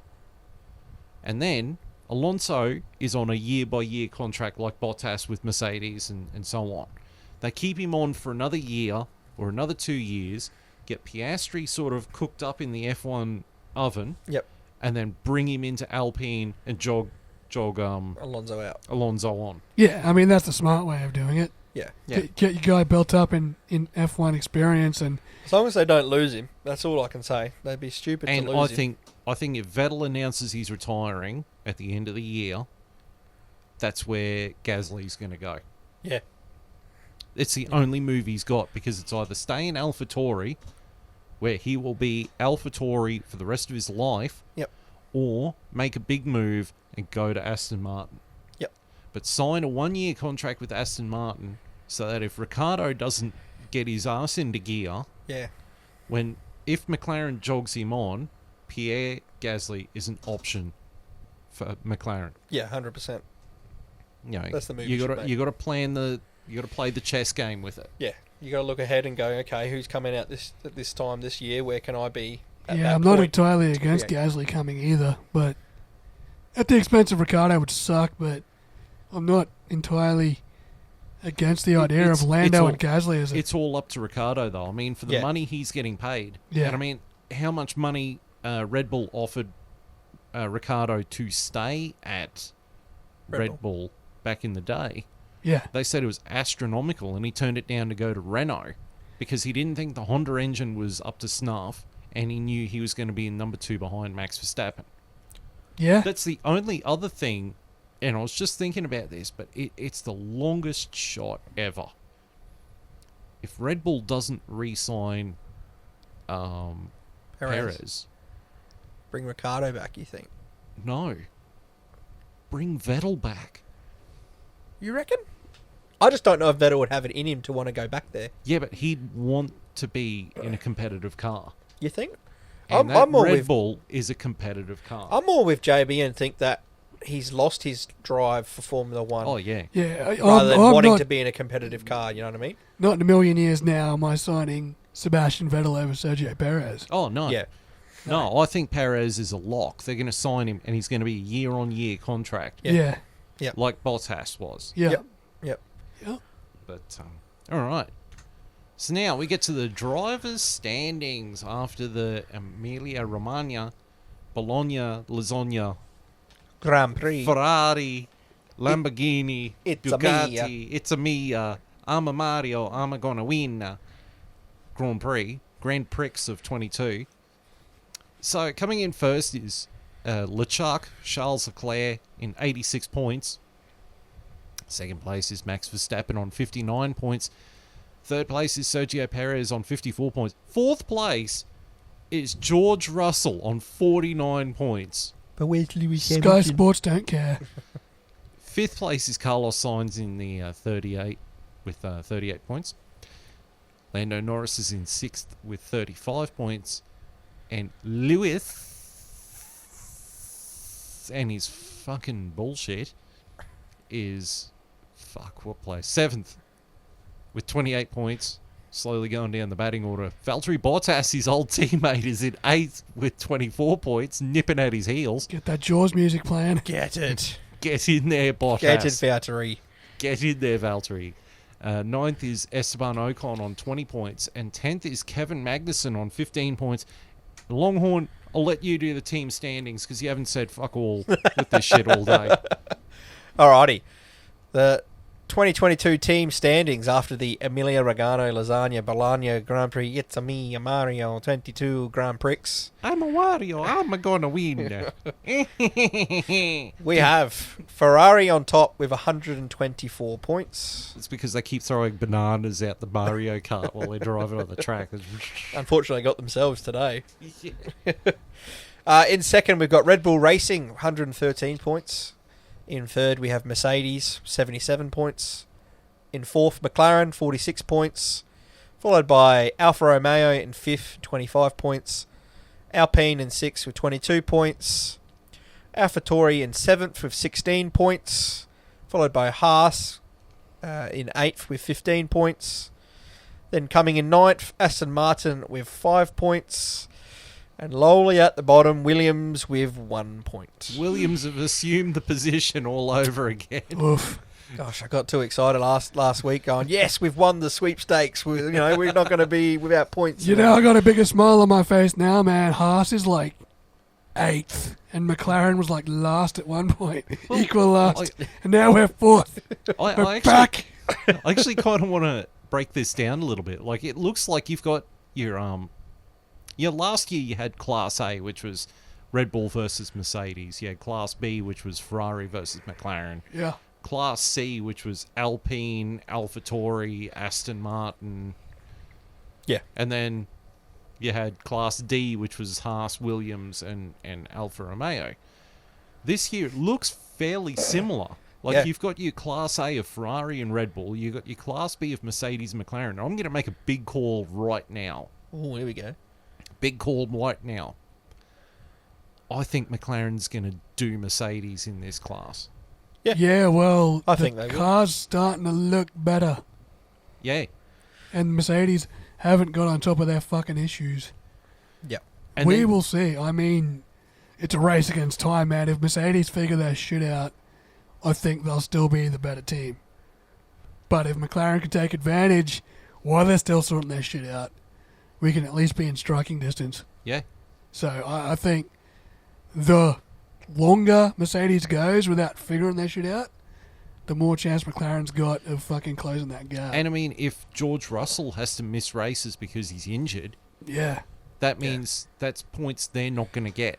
Yeah. Yeah, McLaren's got to capitalise Yeah. before Mercedes start to figure it out. And when it comes to McLaren, if they want to capitalise, and I hate to badger on like a broken record, but Ricardo's got to get into the fight. Yeah. You know, Look, it was his got unlucky. mistake. It was his fucking Yeah. mistake today that took him. and I mean, you fucking could say the Carlos out. same thing with Ferrari. Like, Carlos Sainz has got to get in there, but Yes. it's like last race was a bad strategy call with putting hard tyres on. Yeah. They should have just gone with the mediums and played it safe. But they rolled the dice. They rolled the dice. All credit to them for rolling the dice. The race can sit there and say, oh, it was a bad decision. Yeah, they rolled the dice, though. Yeah. That's what wins you a championship, rolling the trying dice. stuff, yeah. Ask Max Verstappen. What wins you is Charles Leclerc in Australia, what was it? Wanting to pit to get fastest lap.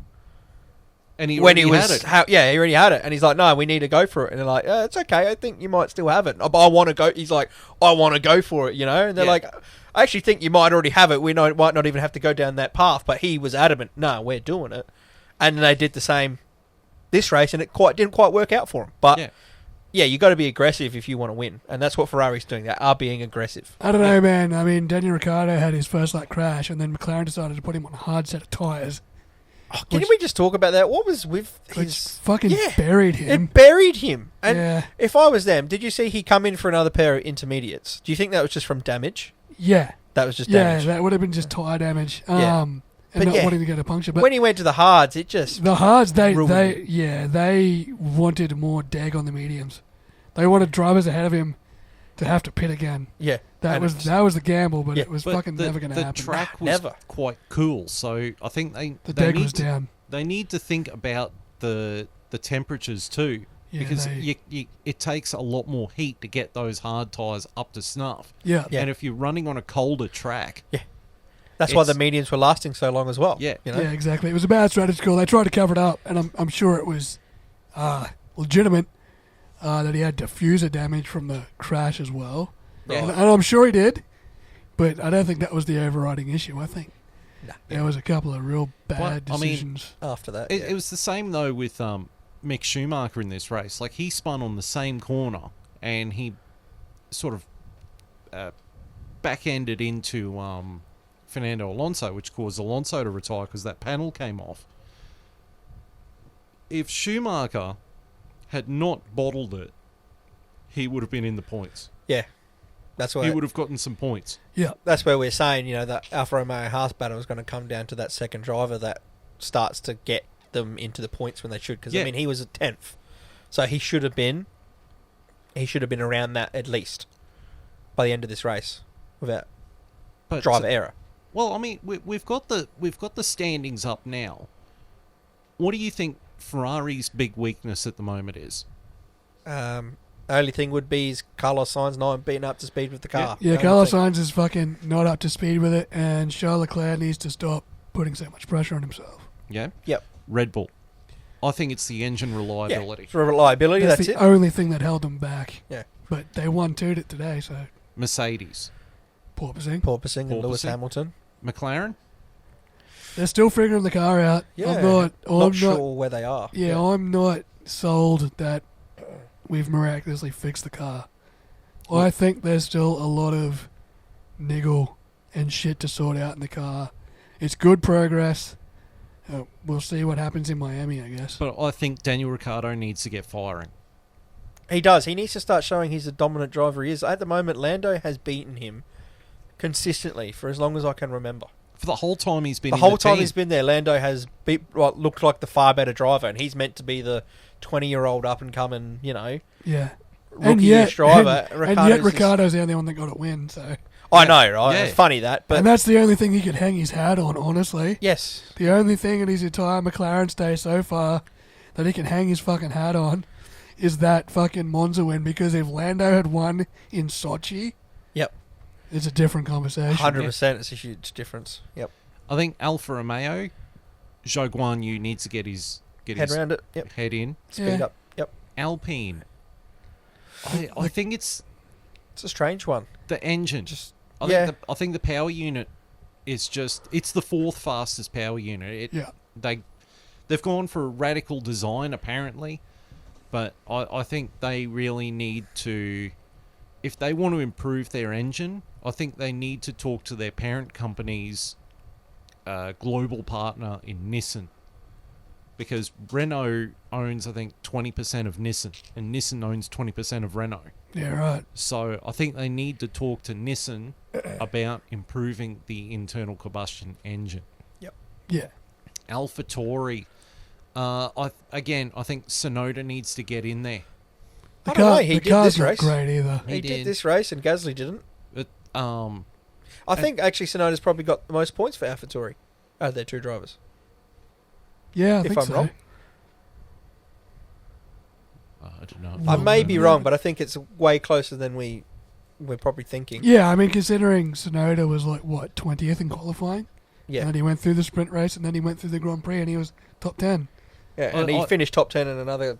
Actually, early race. well, sitting here thinking about it, I think they've got the same problem as Red Bull. They're running that engine, Yes, which reliability. means reliability. Yeah, that's what's definitely Yeah, but the killed them car too, yeah. isn't... But that car hasn't broken down.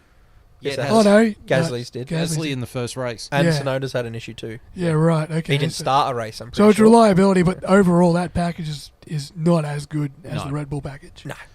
Haas, Mick think... Schumacher's got to pick it up. Yeah, Mick Schumacher's got to step it up. Aston Martin, they need to fire Lance Stroll. Easy. And Sebastian Vettel's retiring, so... And Do a complete reshuffle of your drivers. Fire Lance Stroll and let Vettel retire, and just reboot. go Gasly and an up-and-coming driver. Yeah. And I think Williams' biggest issue is Crash Latifi. Latifi. The budget. Actually, Aston Martin and Williams have the very same problem. It's their pay drivers are rubbish and keep Yeah. crashing. And don't put any input in. They're running Mercedes listed parts. Yep. Which means that they're running parts that are going to make those cars porpoise as much as the Mercedes. Yep. And I think Williams needs to update their steering wheel. Oh, 100%. Get the fucking screen off the fucking cockpit. Yeah, for God's sake. Put it in a spot where the drivers can fucking see it. I'm surprised the drivers have never, like, Complained? openly complained about that. But what do you say? I don't like where the screen is. Give Yeah. me another steering wheel. Well, Why are we the only Here's team in another Formula steering wheel, 1 but that- the screen is still mounted to the cockpit. Even the F2 cars have fucking steering wheels with screens in them. Yeah. I don't get Whereas it. Williams has been running the screen on the cockpit since the fucking 90s. Yeah. What the... I don't understand it, eh? it's Memphis to me. Yeah. It's just Memphis to me. It's just an ode to Frank Williams. They're like, we'll forever be set in our fucking ways. This was his favourite thing. The screen shouldn't The be screen on should be on the cockpit, Fucking hell. not on the steering wheel. It's more economical this way. Yeah. But, I mean, there's 10 points separating Alfa Romeo to Haas. Yes. You know, that's 4 teams in a 10 point. Class C. Class C, gap. that is. Alfa Romeo, Alpine, AlphaTauri, Haas. And you know what? I think Alfa Romeo is going to come 5th. I think they've got something. Yeah. I think Haas is going to overtake Alpine. I think Yeah, Haas will they be will. behind Alfa Romeo. Haas just needs Mick Schumacher. Like, the car is there. Yeah. They just need Mick Schumacher to start picking up. Like, they had that crash, so he was out that race. You know, that's a big loss. Same with Alfa Romeo. The car is there. Yeah. which I didn't think was going to happen. Like, in preseason testing, I thought those two teams were fucked. Yeah. But they've both come along. That Ferrari unit is an absolute rocket. It's a weapon. I mean, the only engine that's faster is the Red Bull. Yeah. But the Red Bull suffers from the reliability, and that's going to be what's determining Max Verstappen's championship. Yeah. Charles Leclerc's championship is going to be determined by whether or not he can settle the fuck down and use his head. Yep. Yeah. Like coming third today instead of sixth. Yeah. Yeah. You know, sixth place is what? Fucking 6 points? Yeah. Pretty Third much. is 15. Third's Yeah, like third's 15. Yeah. So there's 9 points he lost. Yeah. because he was impatient. Yeah. Yeah. So, there you go. And when you're losing the sprint race, like when Max is winning and getting the sprint race, you need to be, you know what I mean, capitalising as best you can too, you know what I mean? Yeah. Instead of coming sixth, if you come third, that's the best damage control. Third or second would have been the best damage control because Max has already won the sprint race, won the, you know what I mean, he's your biggest competitor. And you already had 2 races over. That's what I mean. tried You were still twice. going to come out ahead out of this race. You had to go concede this one Yeah. next week. You know what You I mean? get 8 points for 6th place. Right. So he's lost 7 points. Yeah. That's. I mean, it's. Overall, he's lost 9 points to Max Verstappen this weekend. Yeah. Yeah. Which isn't fucking end of the world, No. but he's going to have to start, you know, taking less risks. I mean, he's got to start, you know. It's not needed. Yeah. You're the championship leader, man. Like, you're not under immediate pressure of losing top spot, even if you have to settle for second or third. And I mean, it's going to be complicated for Charles coming up. Because 2 weeks' time, we've got Miami. Yep. That's a street circuit, isn't it? Yeah, Right? Yep. You got Monaco. that's his home race. Yeah. It's also a very tight street circuit where you can't fuck up or you're in the wall. Yeah, he knows that more than everyone else. I think he Poling knows and that. fucking it. Yeah. You got Azerbaijan Street circuit. street circuit. where Oh, you fuck. it Williams up are going to be and- broke by then. Holy shit. How's Latifi meant to get through those races without crashing? Nico Rosberg. And you've got Canada. Canada is a dedicated circuit. It's not a street circuit, Yeah. but it's got those walls in tight. If you fuck Does. up, you're in the wall. Or if you fuck up, you go flying like Robert Kubica. Yeah. That was a spectacular fucking stack. Yeah, that was a big one.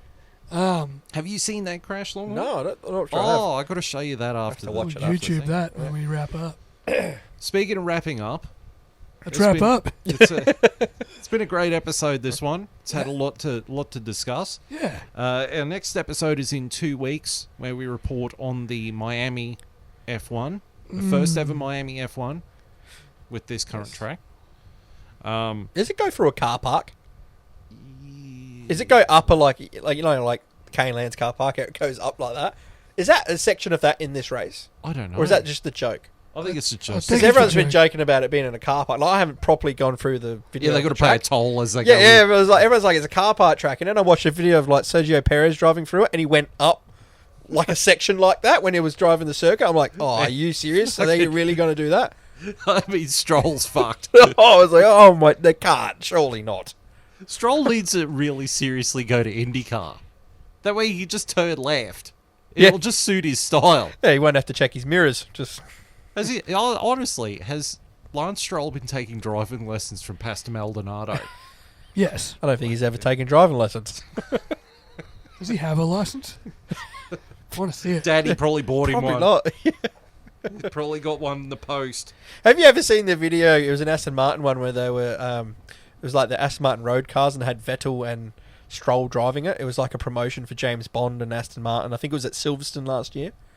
No. And anyway, they had these. I'll have to show you once we wrap up. But they had this Aston Martin road car, this old car or whatever, and they were trying to. It had Vettel and Stroll, and they're like getting them to do burnouts or whatever. And Vettel's like, you know, mastering it straight away. And Stroll's just fucking useless. I could have done better than him. Like, honest to God, he kept spinning out. Like Stroll could, Vettel could, you know, do the burnout and then come out and off he go. And Stroll just couldn't work it out. I was like, you're a Formula One driver. Like, Yeah. what? I could do that. Like, All right. So, 2 weeks' time. Just put up a wrong photo. In 2 weeks' time, it's going to be the Miami race. Oh, also, before we wrap up as well, chuck us out on all our socials. When I say all our socials, Twitter. We're on Twitter, the F1 Chat 1. Make sure you put a 1 on the end, as we found out the other week. We couldn't find ourselves. So, the F1 Chat 1. And obviously, yeah, thanks for listening to us. Give us a like, subscribe. Ring a bell. Yep. We're on YouTube, Spotify, the F1 Chat. Pass us on. Tell your Thanks friends. for listening. Tell your friends. Hello to all our current subscribers as well. Thank you for subscribing to the channel. If our dudes in Belgium and America are still downloading our apps on Spotify, Yeah, you're still there, boys. tell your friends. We Yeah. love you. I can't remember his name, but the lad I ran into up at Canelands with the Aston Martin gear, I hope you're still listening. Hope you haven't chucked it in, mate, but we understand if you have. These guys keep Completely get shitting it. on my team. Yeah. Fuck this lot. I'm out. Take your subscription and jam it. Lance Stroll's his favourite driver. Also, hello to our broadcast colleague from last episode, Barry Enchilado. Yeah. He wishes he could be here, but... Drive safe tomorrow, mate. And to everyone else, I think we might have a new subscriber in Carol. Hello, Carol. Hello, Carol. Hi, Carol. Nice. If you made it this far, thanks for listening through all of it. So thank you to everyone who's tuned in. Thank you to all the people who just rocked up and thought they'd have a listen. If you are, click the subscribe, ring the bell, give us your firstborn. If you like Lance Stroll and Lewis Hamilton, it's been nice. Nice knowing you. Good luck with the rest of your life. Check out Beyond the Grid podcast or something. Yeah. I've got a We might bucket not be here the to one. collect. I've got a bucket here to collect all your tears. Well, If you you- if salty you're- tears, Realise we're that going they to sell it off suck. to Vella's Fish and Chip Shop. If you're a Lewis Hamilton Sell fan, it off to you have my regards to go check out the F1 Nation podcast with Natalie Pinkham and Damon fucking Hill. Go enjoy. Will Buxton. No, I think it's Tom Clarkson, not Will Buxton. But It'd be better if it was Jeremy Clarkson. TC's okay. I miss Top Gear. Proper Top Gear. We all do, mate. Yeah. Anyway, thank you for tuning in on behalf of JB and Longhorn. It's goodbye.